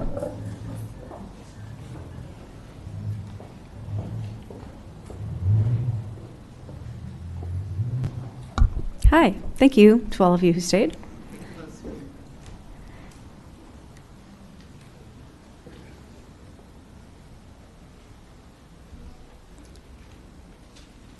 So I'm here as a representative of Savings Bank. I've been a loan officer for them for almost 19 years, and we do all types of lending, and one of the things that I do is residential construction lending. So I'd like to talk to you a little bit about if you're seeking financing for your project, what you're likely going to be facing. So let's move on. The bank will require that you have a licensed general contractor responsible for your project and approved by the bank. So we will do our due diligence to verify your contractor as well, because having a contractor that is new to the bank or new to you, especially new to our community, we just want to have a safety factor with that, because when projects go wrong, they have a tendency to go really wrong. We will not finance a project if it's an owner-builder project, which means that you must have a licensed general contractor, which is the bullet point ahead of that. And there are a lot of reasons for that, and if you want to talk to me privately, I can go into those. The bank will fund on a line item draw with a 10% holdback. Cynthia talked a little bit about that. That ensures that we, the bank, and you, the client, have our expectations met for the completion of the project. The cost breakdown must include a 10% contingency line item, because projects almost always can and do go over budget. We also will require that an interest reserve be built into the loan amount. Got it. Oh, great. So as part of the construction draw process, Cynthia also referred to this, the bank will require a third-party inspection be completed by a company, a third-party vendor that we use. We are bankers, we are not contractors. So they must come out and look at the project prior to the bank funding the draw. And our client, customer, you, the borrower, will also need to approve each draw as well. We work closely, and the bank manages these projects very closely as well, because we don't want to be funding your loan proceeds that you will be responsible for repaying to have them be used for other purposes. So the project may not commence prior to culmination of the loan, because this causes broken priority and the title company may withhold their endorsement. So I I don't know if Cynthia kind of maybe mentioned this, but there are rights, contractors, suppliers, subcontractors, they all have rights under California state law, and if they are not satisfied, they can place a lien against your property. And so we don't want construction to begin prior to that, because it can and will compromise the title company providing the bank with a quality title policy. Your loan debt service would be monthly, interest only, and based on accrual of interest on the outstanding principal balance. So you're not paying interest, and in fact there's going to be that interest reserve that will be actually making the payment, but you're not paying on money that you haven't borrowed yet. The outstanding principal balance will be due at the maturity of the loan. This is also referred to as a balloon payment. Just so you know, when you apply for the construction loan, I will pre-qualify you for the permanent takeout financing at the culmination of the project. Properties with this is very important. Is anybody here considering placing a ADU that is a manufactured home? No? Okay, well, I'm going to put this out here just so that you know. Properties with manufactured homes are not eligible for secondary market financing. That's if they are a second unit, an accessory dwelling unit, or non-owner occupied. Essentially, the rule of thumb is that for it to be a conventional eligible loan, if you have a manufactured home on your property, it can be the only livable dwelling on your property. Our maximum loan-to-value ratio for the construction loan is 70%, and it will be based on the as-improved value as set forth in the appraisal report. So that's basically our construction project in a nutshell. If you have more questions about it, please feel free to ask them during the Q&A period, or you can contact me. I'm in the Fort Bragg branch. Again, my name is Jennifer Tyler. I also want to say that if you have sufficient equity in your property, as it is right now, perhaps you don't have a loan against your home right now, if you are seeking a cash-out refinance to finance this project on your own, please come talk to me before you do that, because there are some pitfalls that you may fall into as far as recouping or refinancing that property or affecting its marketability down the road if you choose to sell it. So thank you.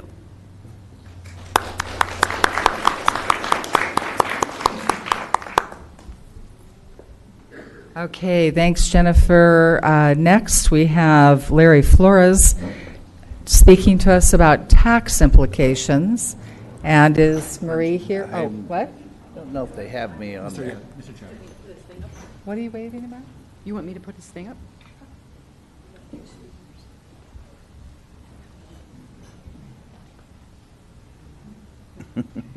Oh, I'm sorry. Philip Philip Jago is next. Thank you so much, Elizabeth, for pointing that out.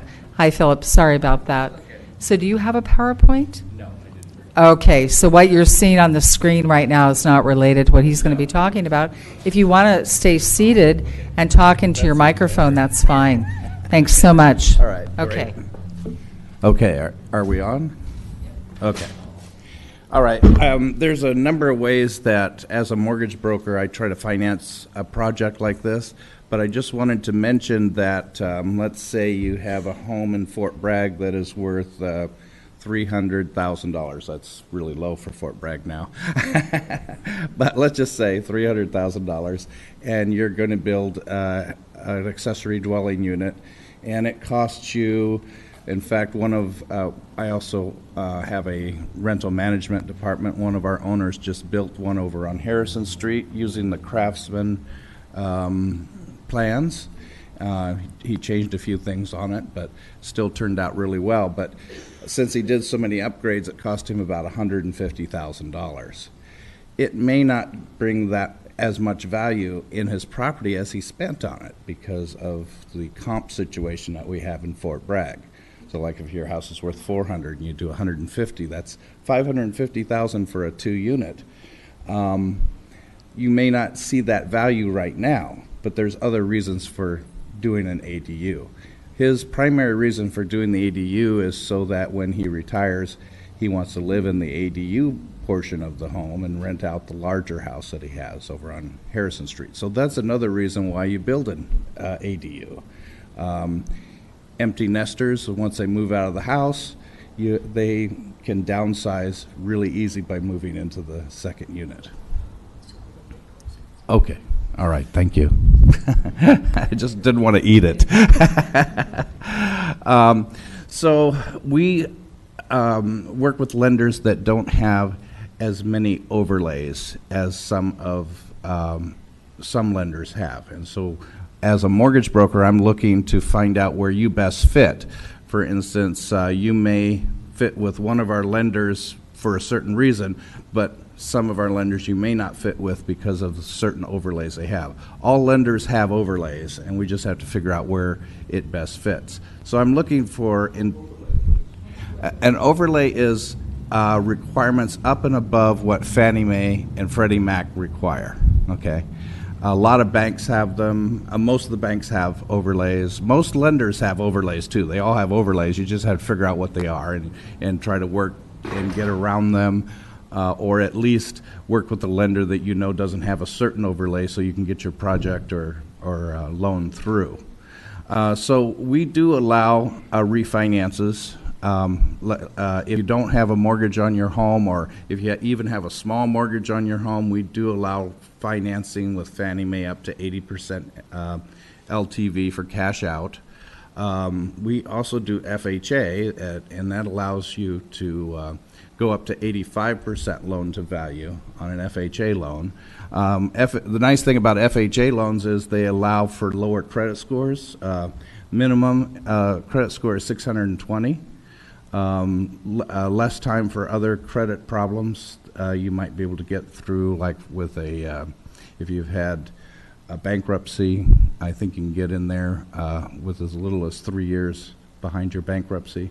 Things like that. That's some of the reasons we would use an FHA loan. Plus, you also use an FHA loan because a lot of times it has a lower rate. So there's a lot of reasons to use that, not only the LTV. Another thing that we can do is refinance the first and also add a HELOC second on it. It can be expensive with a HELOC. We don't charge any fees, but for us to do it, we have to do it in conjunction with a first. You can go to one of the banks to just get a HELOC in some cases. The particular HELOC that we offer is it's 30-year mortgage. The first 10 years is interest only, so you start off with smaller payments, but it's a variable starting at 5.25, okay? But it goes up to 89.99%. I don't know why it doesn't go to 90, but it's 89.99%. So those are certain ways that you can do it. We also offer private money financing, or what we call hard money, and that is it can be used in some cases, but because of the high-cost mortgage laws, neither unit can be owner-occupied for us to be able to use it. In fact, I'm contemplating one with a guy that works for a contractor, and the reason he's considering it is because most places do not allow you to be the owner-builder. Private money will allow you to be an owner-builder, and they'll take on more of the risk. We only go to 70% LTV based on the future value as well, but you're also paying quite a bit more for those loans. You know, they start at 10% interest only. They're 2-year loans for construction. But what we're contemplating on this particular one is he owns 3 properties. He has one in town that he's contemplating building an ADU. He owes a mortgage on it, though, and there's not enough LTV for him to get as much out as he needs to build that ADU.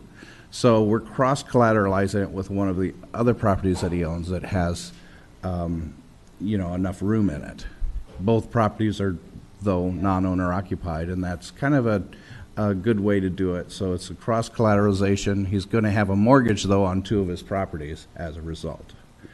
So because of the fact that the value doesn't completely go up to the full extent of what the ADU will cost you in most cases, it's a little harder for us to finance, but there are some creative ways to do it. The best way to do it, of course, is cash.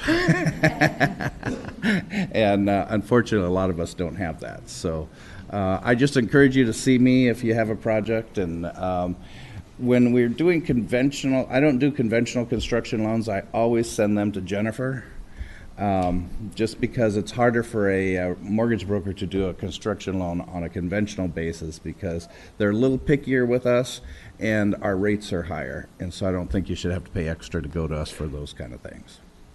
And that's about it. Thanks so much, Philip and Jennifer. So now we're going to hear from Larry Flores. Thanks so much, Larry, for waiting. Tax implications of a second unit. Thanks. Can you hear me? Yeah. So now I think we set ourselves up from the first panel. We were sold the vision of the second dwelling unit. They look nice, and or the junior dwelling units. They're great. And now we're sold to the idea of going through the permitting process and go through the construction for maybe 8, 9 months, 3, 6, 7, 8, 9 months. And so we have to think, I guess, what's the reason why somebody like you are thinking of building that second dwelling unit? Is it for, as Philip here mentioned, one purpose is for one to say that down the road they can use it as their retirement space, while perhaps the larger unit is not is for other purpose. And we are set up here where we know that the cost of maybe a junior a second dwelling is maybe $150,000. That's the figure that I seem to be hearing, or the junior accessory unit.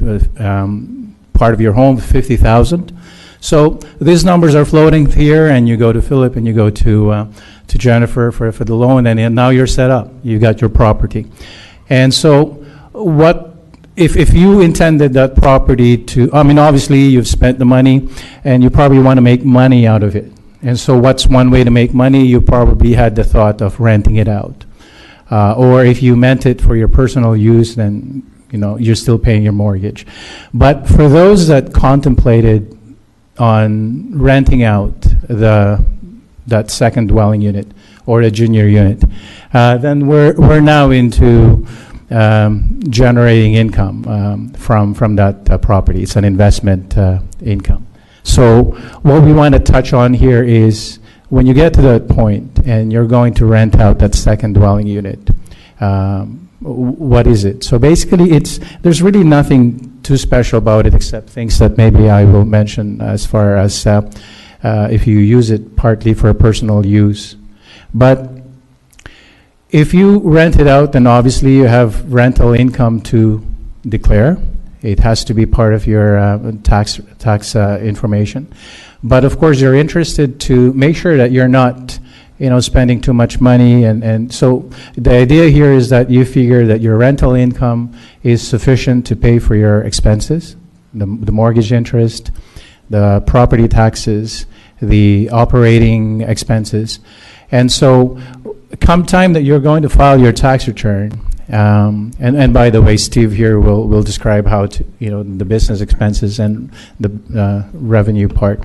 But things that I can highlight for the taxation or tax implications of that second dwelling unit versus the junior dwelling unit, and it's actually a little bit of a contrast there, is that the second dwelling unit is just like any other separate rental property that you might have. It's separate from your main home. So what you have is really a distinct rental property whereby the rental income that you earn from that minus the expenses that you will incur, the mortgage interest that you will incur because of that second unit, the property taxes that occur because of that second unit are your main deductions.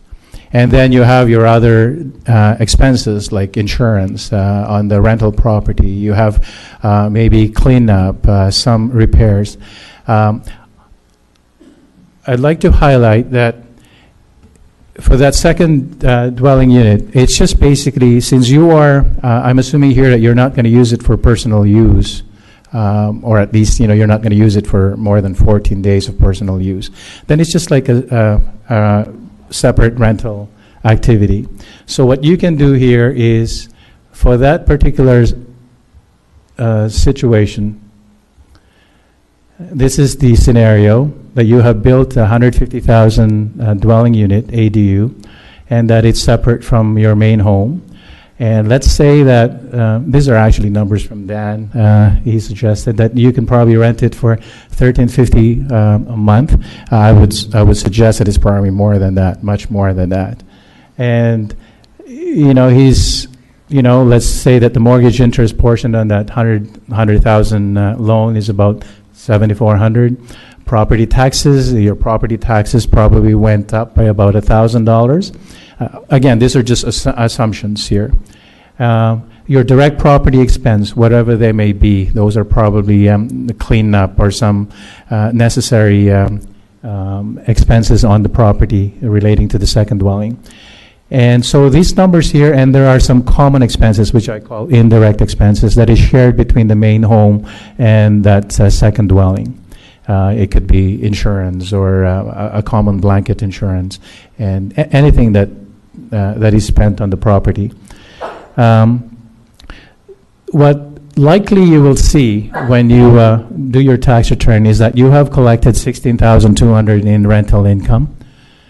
You have these expenses that you can, with comfort, I think you can deduct these expenses.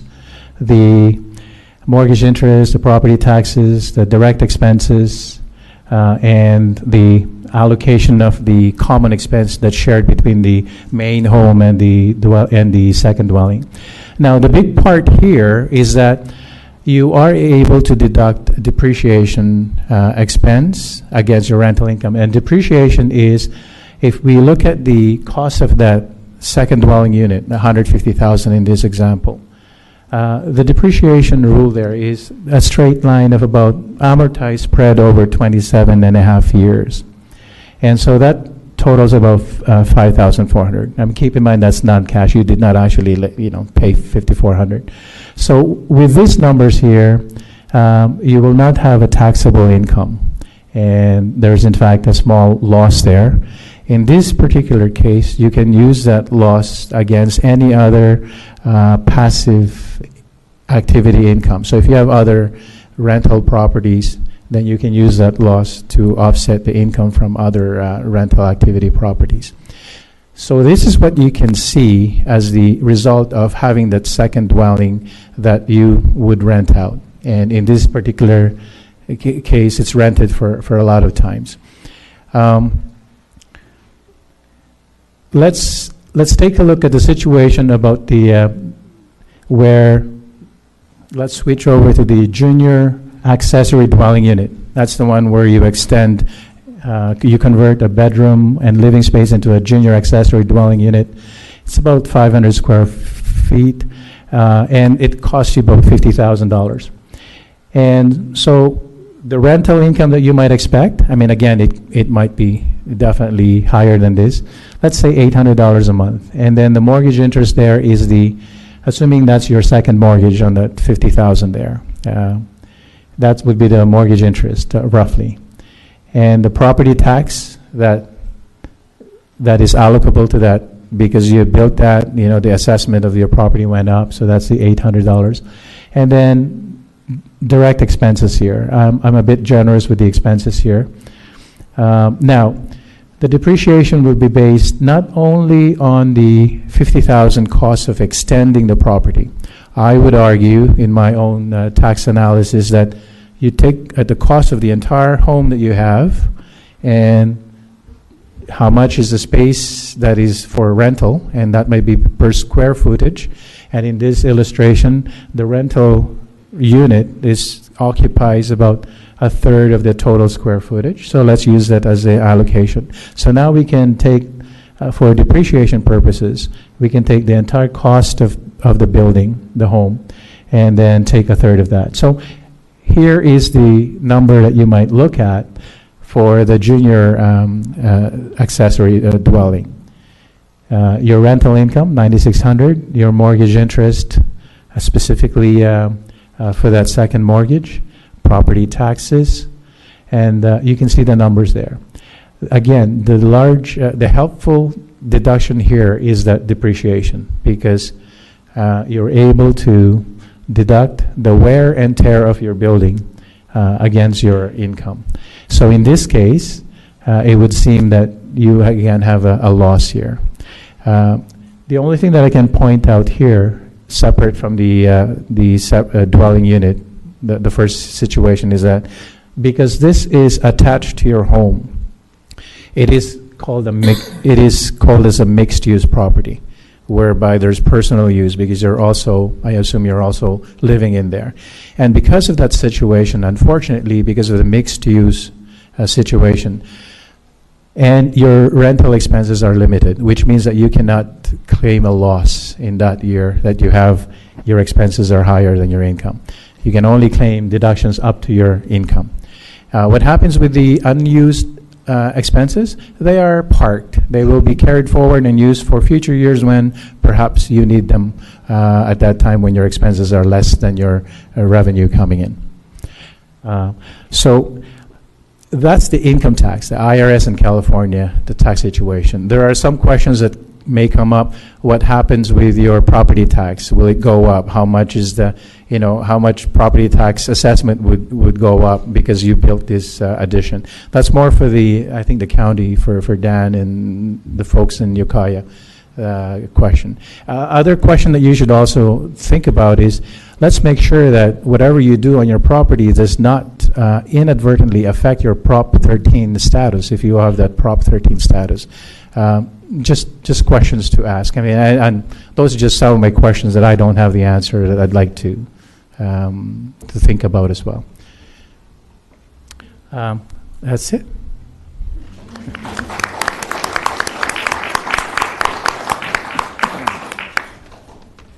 Thanks so much.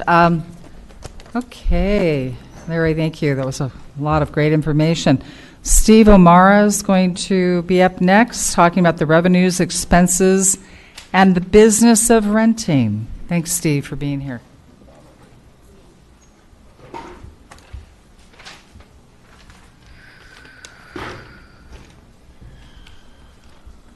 For those who don't know me, I've been with West Company for 16 years. Oh, Steve, did you use the... That's all right, I got a stage voice. I'm sorry, I waxed that way. I apologize. I've been with West Company for 16 years, and I'm also at the college, and I also work with individuals who are trying to get back into the job market.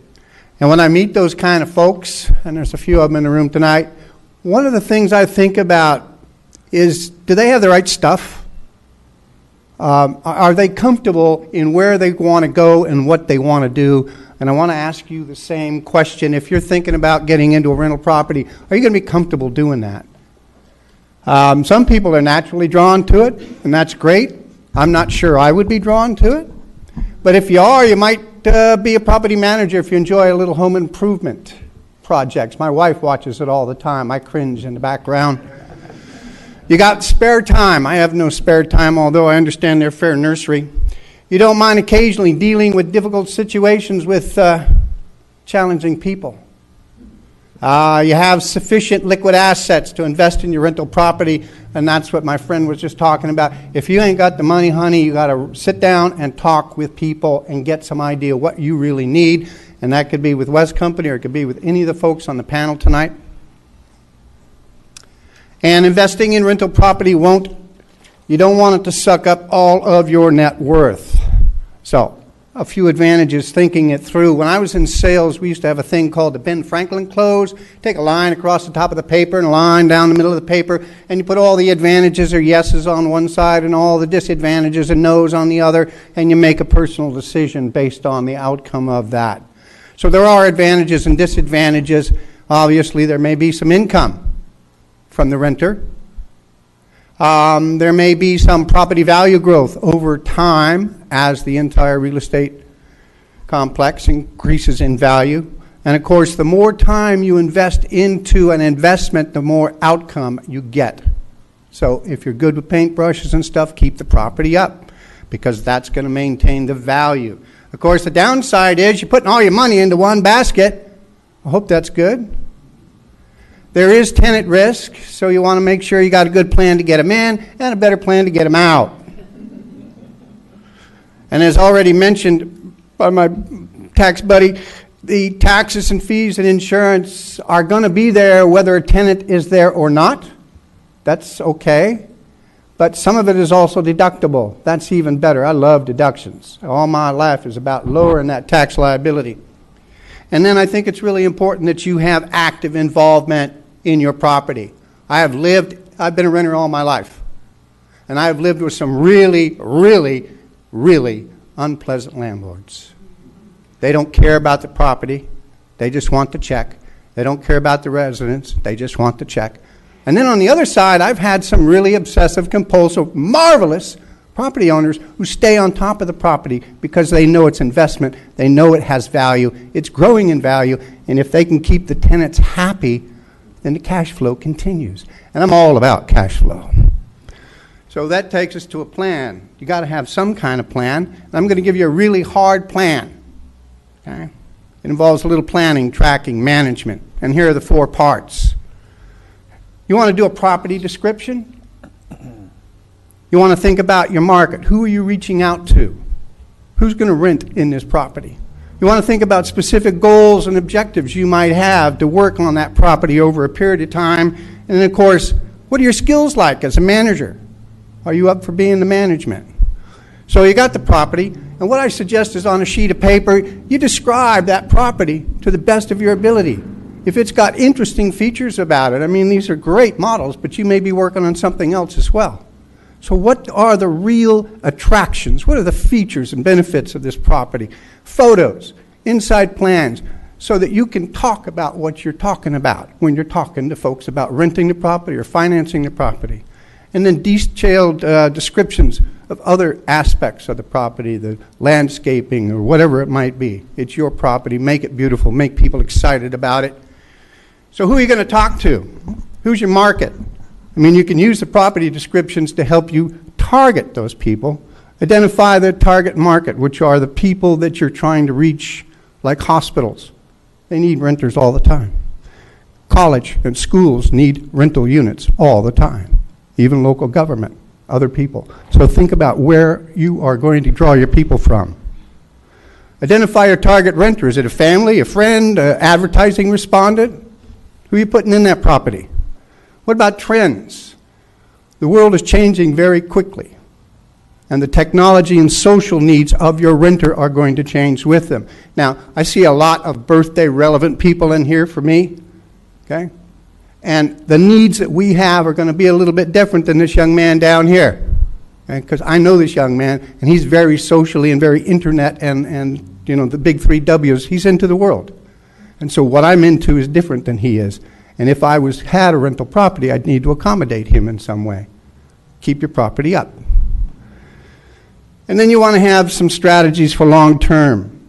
You know, where do you see that property going? Are you going to move into it when you reach that place? Are you going to pass the property on to the kids? What are you going to do with it? How's it related to the main house? Goals are really important for your property. Goals are the measurable what, objectives the measurable why. Identify your goals for the property. Goals are smart because they are specific, because they are measurable, because they are achievable, because they are relevant to where you want to be, and because they have a time limit. Okay? So the first goal is to set the property. You know, what kind? Is it going to be the cottage? It's measurable. Is it achievable for you? Is it relevant to the kind of household you want to have? And what's the timeline it's going to take to put that house together? You might have a lot of goals. You might only have a few. You might want to remodel the master bedroom because you want to make more money. Or, turn it upside down, you want to make more money, so you put in newer appliances. Your rental plan is where you put these thoughts down. And remember, a goal that is not written is undone. The last part of it is management. There's going to be a lot of work involved in maintaining the property. It's more than just sweeping the walk. You got to keep up the electrical, the plumbing, the internet, the woodwork, painting, all that kind of stuff. Who's going to do all of that? You going to do it? Describe any procedures that needed to maintain the safe operation of the property, the gas so it doesn't blow up, the house so it doesn't burn down. You know, you want to think about these things. What if you're not actually there when something happens? You might want to have that procedure manual handy. Establish regular reviews of your property. You know, knock on the door and say, let me in. I gave you 24-hour notice. Walk around the property, get to know it, make sure that the tenant is doing their part, or that maybe you see something that needs to be fixed, and you make those adjustments. And I suggest you take the time, because I'm a business guy, to kind of write a review every 6 months or so about what progress is going on, what the state of the property is, and where your mind is, because you might be deciding to do something else. And that takes a tool. So up here's an example. It's just a simple table, but on one side it has all the things that you need to do to maintain your property, and on the other side it's got a simple schedule. You can build this in a Word a Word table. It can be an Excel spreadsheet. But the idea is to stay on top of the things that have to be done. And that means including the money. Now this little spreadsheet is all squished down, but it's a marvelous piece. I just worked with it a few days ago. It's a great piece, and I'll give you the link for it a little bit later. But you're going to need some kind of financial planning tool to help you get through that. Okay? And you can take a look at this one, or other people can offer you other ideas. So it's important to have questions. And if you have any questions about this kind of thing, I welcome you into West Company. Okay? We're just down the street, been here for 30 years. We know our way around the block. We can help people with what you want to do. I'm going to hand out, over on the table there, I'll have some handouts on the slides, and I'll also give you some index cards with a copy of the plan and all of the links related to what I got going on. Thank you very much.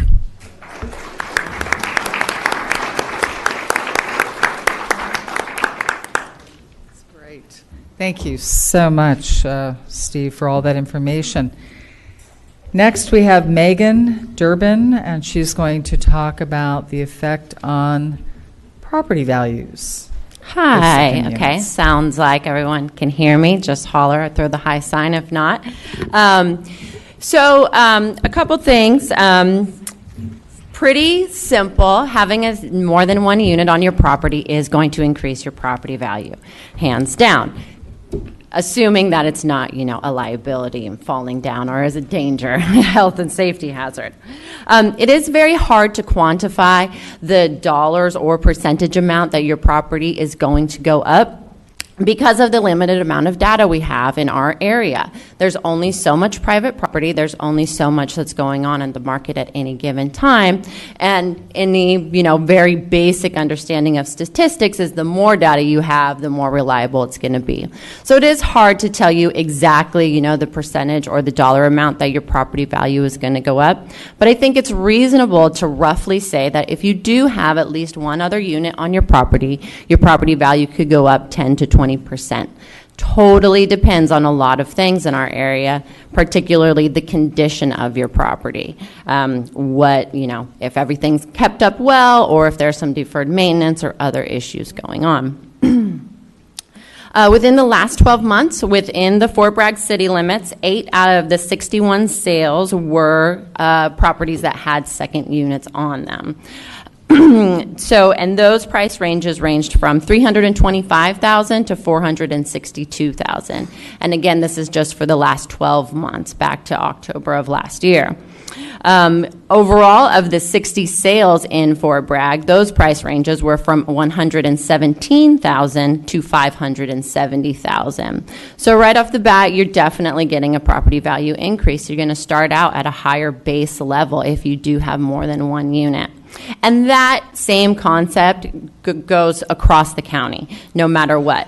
Anybody who has been here for very long knows that there is always a demand in the long-term rental market. It's just a matter of our demographics and the type of, place where we live. It's so beautiful here. No one has to live here. We all live here because we want to live here, and we find a way to make that happen.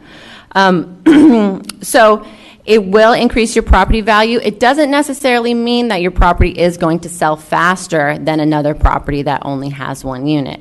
Totally depends on the buyers and what they're looking for. In our area, we see people who want a second unit for the rental income. Sometimes that can help you with your financing when you're looking at that. Or, you know, they want to be able to have friends, family visit, maybe a family situation where parents and children or otherwise want to have a property together. So those are the kind of things that people are usually looking for a second unit for. Generally speaking, values are increasing across the board. So second units add to that already increasing value. Now that's not common, the way we see things on appraisals, but that is the what's going on in the market right now. That's not going to continue forever, obviously, and it is pretty minimal. But that is a factor and, you know, something to take into account. Regarding whether or not your structures are permitted. If your second unit or other units are not permitted, that will not increase your value as much as a unit that is permitted. While we know many people who are renting out unpermitted residences and have been for a long time, and as we heard from the county and the city, it is complaint driven. If it's not a problem, people aren't going to find out about it. But when you are selling your property, having lack of permits on structures does affect your financing. That is something that appraisers have to look at in our modern times that they didn't used to have to look at. And it can also, you know, for a realtor selling that to the buyer, we have to disclose to them that this is not a legal residence. So, you know, all that liability and, you know, everything like that as well. So if you are, you know, considering a property with a second residence, be sure to consider the permitting process.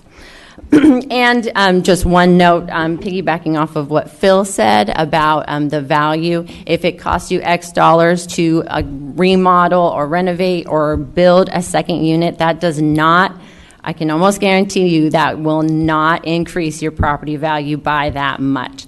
That is even a concept that is as low as when you're doing remodels and things like that. You are not necessarily going to get that replacement cost back unless it's a really, really, really hot market. So those are some of the things that I thought of to take into account with how it will affect the value. It's definitely a good thing, but there are other factors to be sure you're paying attention to. Thanks.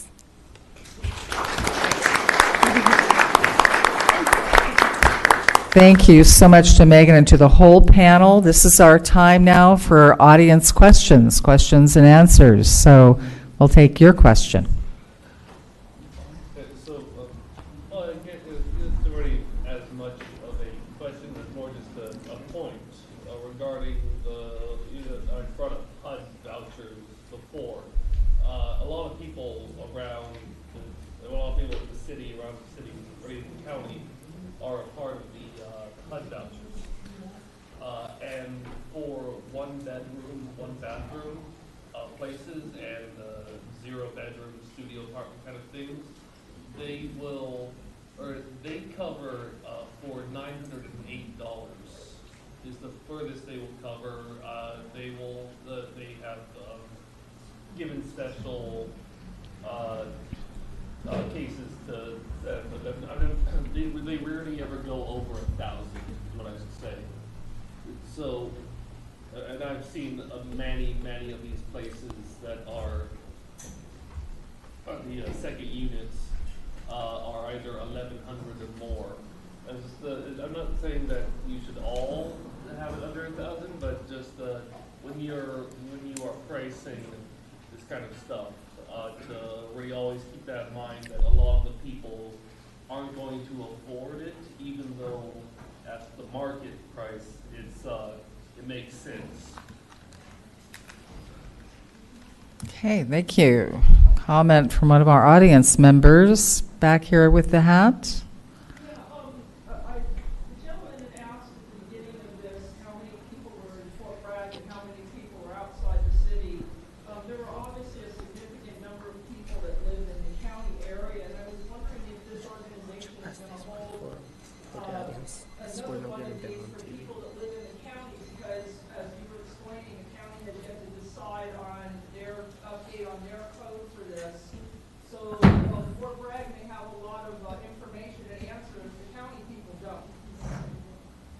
So do you have a?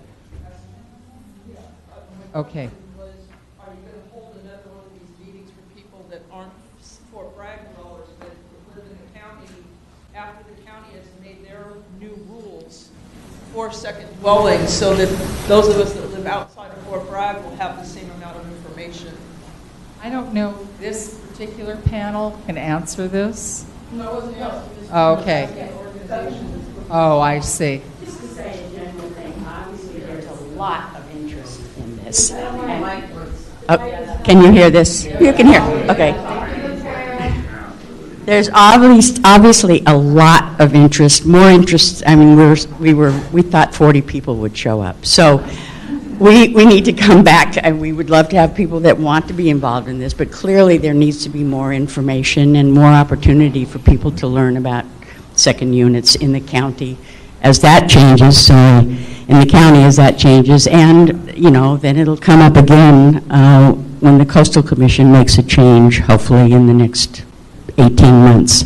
So we don't have a direct plan, but obviously there's a lot of interest, and our interest is in meeting the interests of people, So the North Coast Housing Action Team is looking for, at the questions, trying to find the answers as well as best practices. So your input is invaluable. A question in the audience? We're not an organization.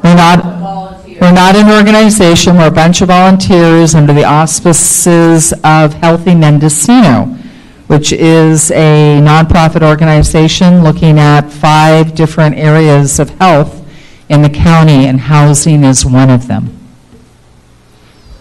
This question's for Larry. When you gave the statistics for each one of the units, one of the write-offs was mortgage interest. And I was under the impression with the new tax law changes, at a certain date, we were no longer able to write off interest. Yes, actually, no. I mean, mortgage interest is still deductible. In fact, it's gone up, actually, in terms of the amount that is deductible. So mortgage interest is still deductible going forward. Nothing has changed there. The limits have changed, so that's the only thing that changed. Yeah. All right, another question from the audience? Okay. Do you have a financing plan for modulars from the Mendocino Bank? Yes. Savings Bank does have a manufactured home construction loan product. So it's similar in nature. I gave a broad overview of our construction lending management of how, because I really wanted to explain that we go through this project with you. And while it might seem kind of rigid, it's also an asset for you. So I don't know how to explain it in a better way, but that 10% holdback that the bank requires with each draw, that really protects you as the borrower and as the client, because it ensures that the project is completed to the specifications. So again, we have a 70% loan to value limitation on the manufactured homes as well. But if you're doing a manufactured home as a primary residence and it's the only livable dwelling on the property, we have a product for that. If you are putting on a manufactured home as an accessory dwelling unit, you are making your property non-conforming, and the property will no longer be eligible for conventional financing. So if you're looking for that 30-year fixed rate, fully amortized loan, and you have a stick-built home and a manufactured home on your property, you're not going to get that product. You're probably going to get something else that the bank offers through a portfolio loan. You have a 30-year amortization, but you'll have a 6-year balloon. So you'll have to refinance in 6 years. And I'd also like to add hard to that. money loans. If it's not owner-occupied. And I'd like to add to that, too, that when you do that, you actually make it much harder for a future person to buy your home from you because they cannot get a conforming loan. Right. That's what I was referring to when I presented, was that you're affecting the potential marketability of your home. I went to a workshop in Ukiah, and the man there said that modular is different than a manufactured home, and that he claimed that a modular was compatible with conventional loan. So It is. If it's the only livable dwelling on the property. that has to be the only living dwelling. Okay. I was Right. misinformed. Mhm. But Yeah. thanks. Over here? Yes, just if there's any consideration been given. Any consideration at this point given to buy-down financing as a stimulus to this expanded development of the area and the overall benefit for that? I didn't understand that. If you were looking for something from the city, last year, city employees got a 1% raise. We do not have any extra money for anything like that. Hey, I think we have a question right here. Oh, I'm sorry, you didn't answer that question. Okay. Well, I'm sorry, I don't think I understand the nature of your question about finding additional monies. For myself, my question. Yeah, what was your question, sir? Oh, just regarding possibility, maybe through an organizing agency, given what may be a lot more expansion of development and our, contribution to our rental housing base. If there might be some, albeit like through a grant at some point, to implement buy-down financing. So certain amount of discount loan points to increase the yield to the lender, but get a little bit lower, more attractive rate of interest on a new mortgage loan. Well, the only thing that I would say as far as the best loan products out there would be conventional financing. We use Fannie Mae and we table fund, so that just means that it's their money and they're funding the transaction. That's where you're going to get that 30-year fixed rate, low interest rate loan. Now, I can tell you that Fannie Mae does non-owner occupied as well as mixed use where you have a second unit on your owner occupied property. They'll finance up to 1 to 4 units. So as long as you don't have more than 4 units and the property is conventional in all other regards, it would be eligible for a conventional financed loan. And most of the times when you're dealing with conventional financing, points are optional. So, yeah. In terms of city funding, the minute our money touches something, it triggers prevailing wage. So you don't want our money, even if we had any to give you.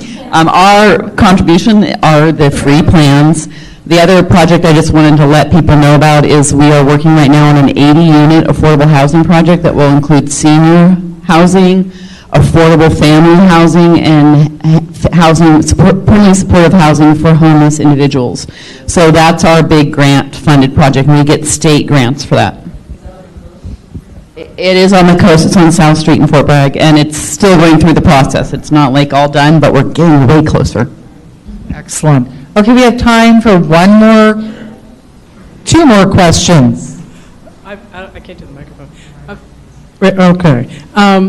So I'm really thrilled that California and Fort Bragg are working on the housing issue. What I'd like to know, is there anything in place so people don't build something and then turn it into an Airbnb?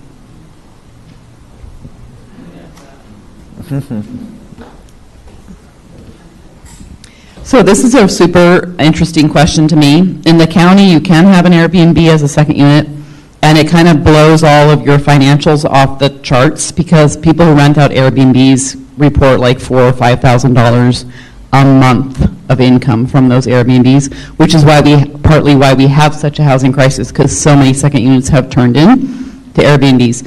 The City of Fort Bragg does not allow Airbnbs anywhere within city limits, except for in the Central Business District. We allow 10 Airbnb units in the Central Business District. Currently, we have permits that have been issued for 3 of those, so there are up to 7 more within the Central Business District. If you operate an Airbnb, we will proactively code enforcement against you. We will shut you down. Okay. Thank you, Marie. We have one more question way back here. Joanna, your question, please. It's actually not so much a question, but more of an answer. There's a question about, is there a grant or are there some sort of funding for, to make more affordable housing for people. And I just wanted to mention that that's one of the points that the Housing Action Team is really thinking about and concerned about. And we're looking at all kinds of ideas for community land trusts, for a group of investors to get together and pool their money and then build some sort of units. Because a lot of us who are volunteers on HAT really find that the whole lack of housing and lack of workforce level housing to be just appalling. So if this is really something you're interested in, please stay in touch with HAT, because our projects are driven by the people who support them. We don't have a staff. We just have a group of people who will do what somebody is championing and wants to make happen. So if there are things like that that you're interested in, we're interested in it too, but we need people to work with us to move all that forward, to find out what the options are and what the sources are for funding. I don't know, it just seems like there's got to be a creative way that we can look at this and not just say we can't do it. Just because we haven't done it before doesn't mean we can't do it now. That's great. Thank you, Jonah. Just so you know, if you're interested in becoming part of the North Coast Housing Action Team, you'd like to know more, there is something you can fill out at the back table to let us know that you are interested, and we'll contact you. Also want to remind you that this is going to be on the city's website and also on YouTube in a few days. You can dial it up by looking at Fort Bragg Second Unit Workshop. So spread the word so other people can see this and listen to it who weren't here this evening or who were not able to make it. I want to once again thank the North Coast Housing Action Team for putting this together. Thank the panelists. Thank you so much information. It's fabulous. First and second panel. And I want to thank the City of Fort Bragg, Healthy Mendocino, and the County of Mendocino for partnering to sponsor this workshop. Thanks so much.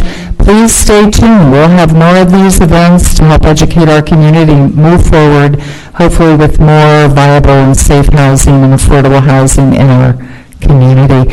You are welcome to stay afterward. The panelists said they'll stay for a few extra moments here if you have other questions, and thanks again.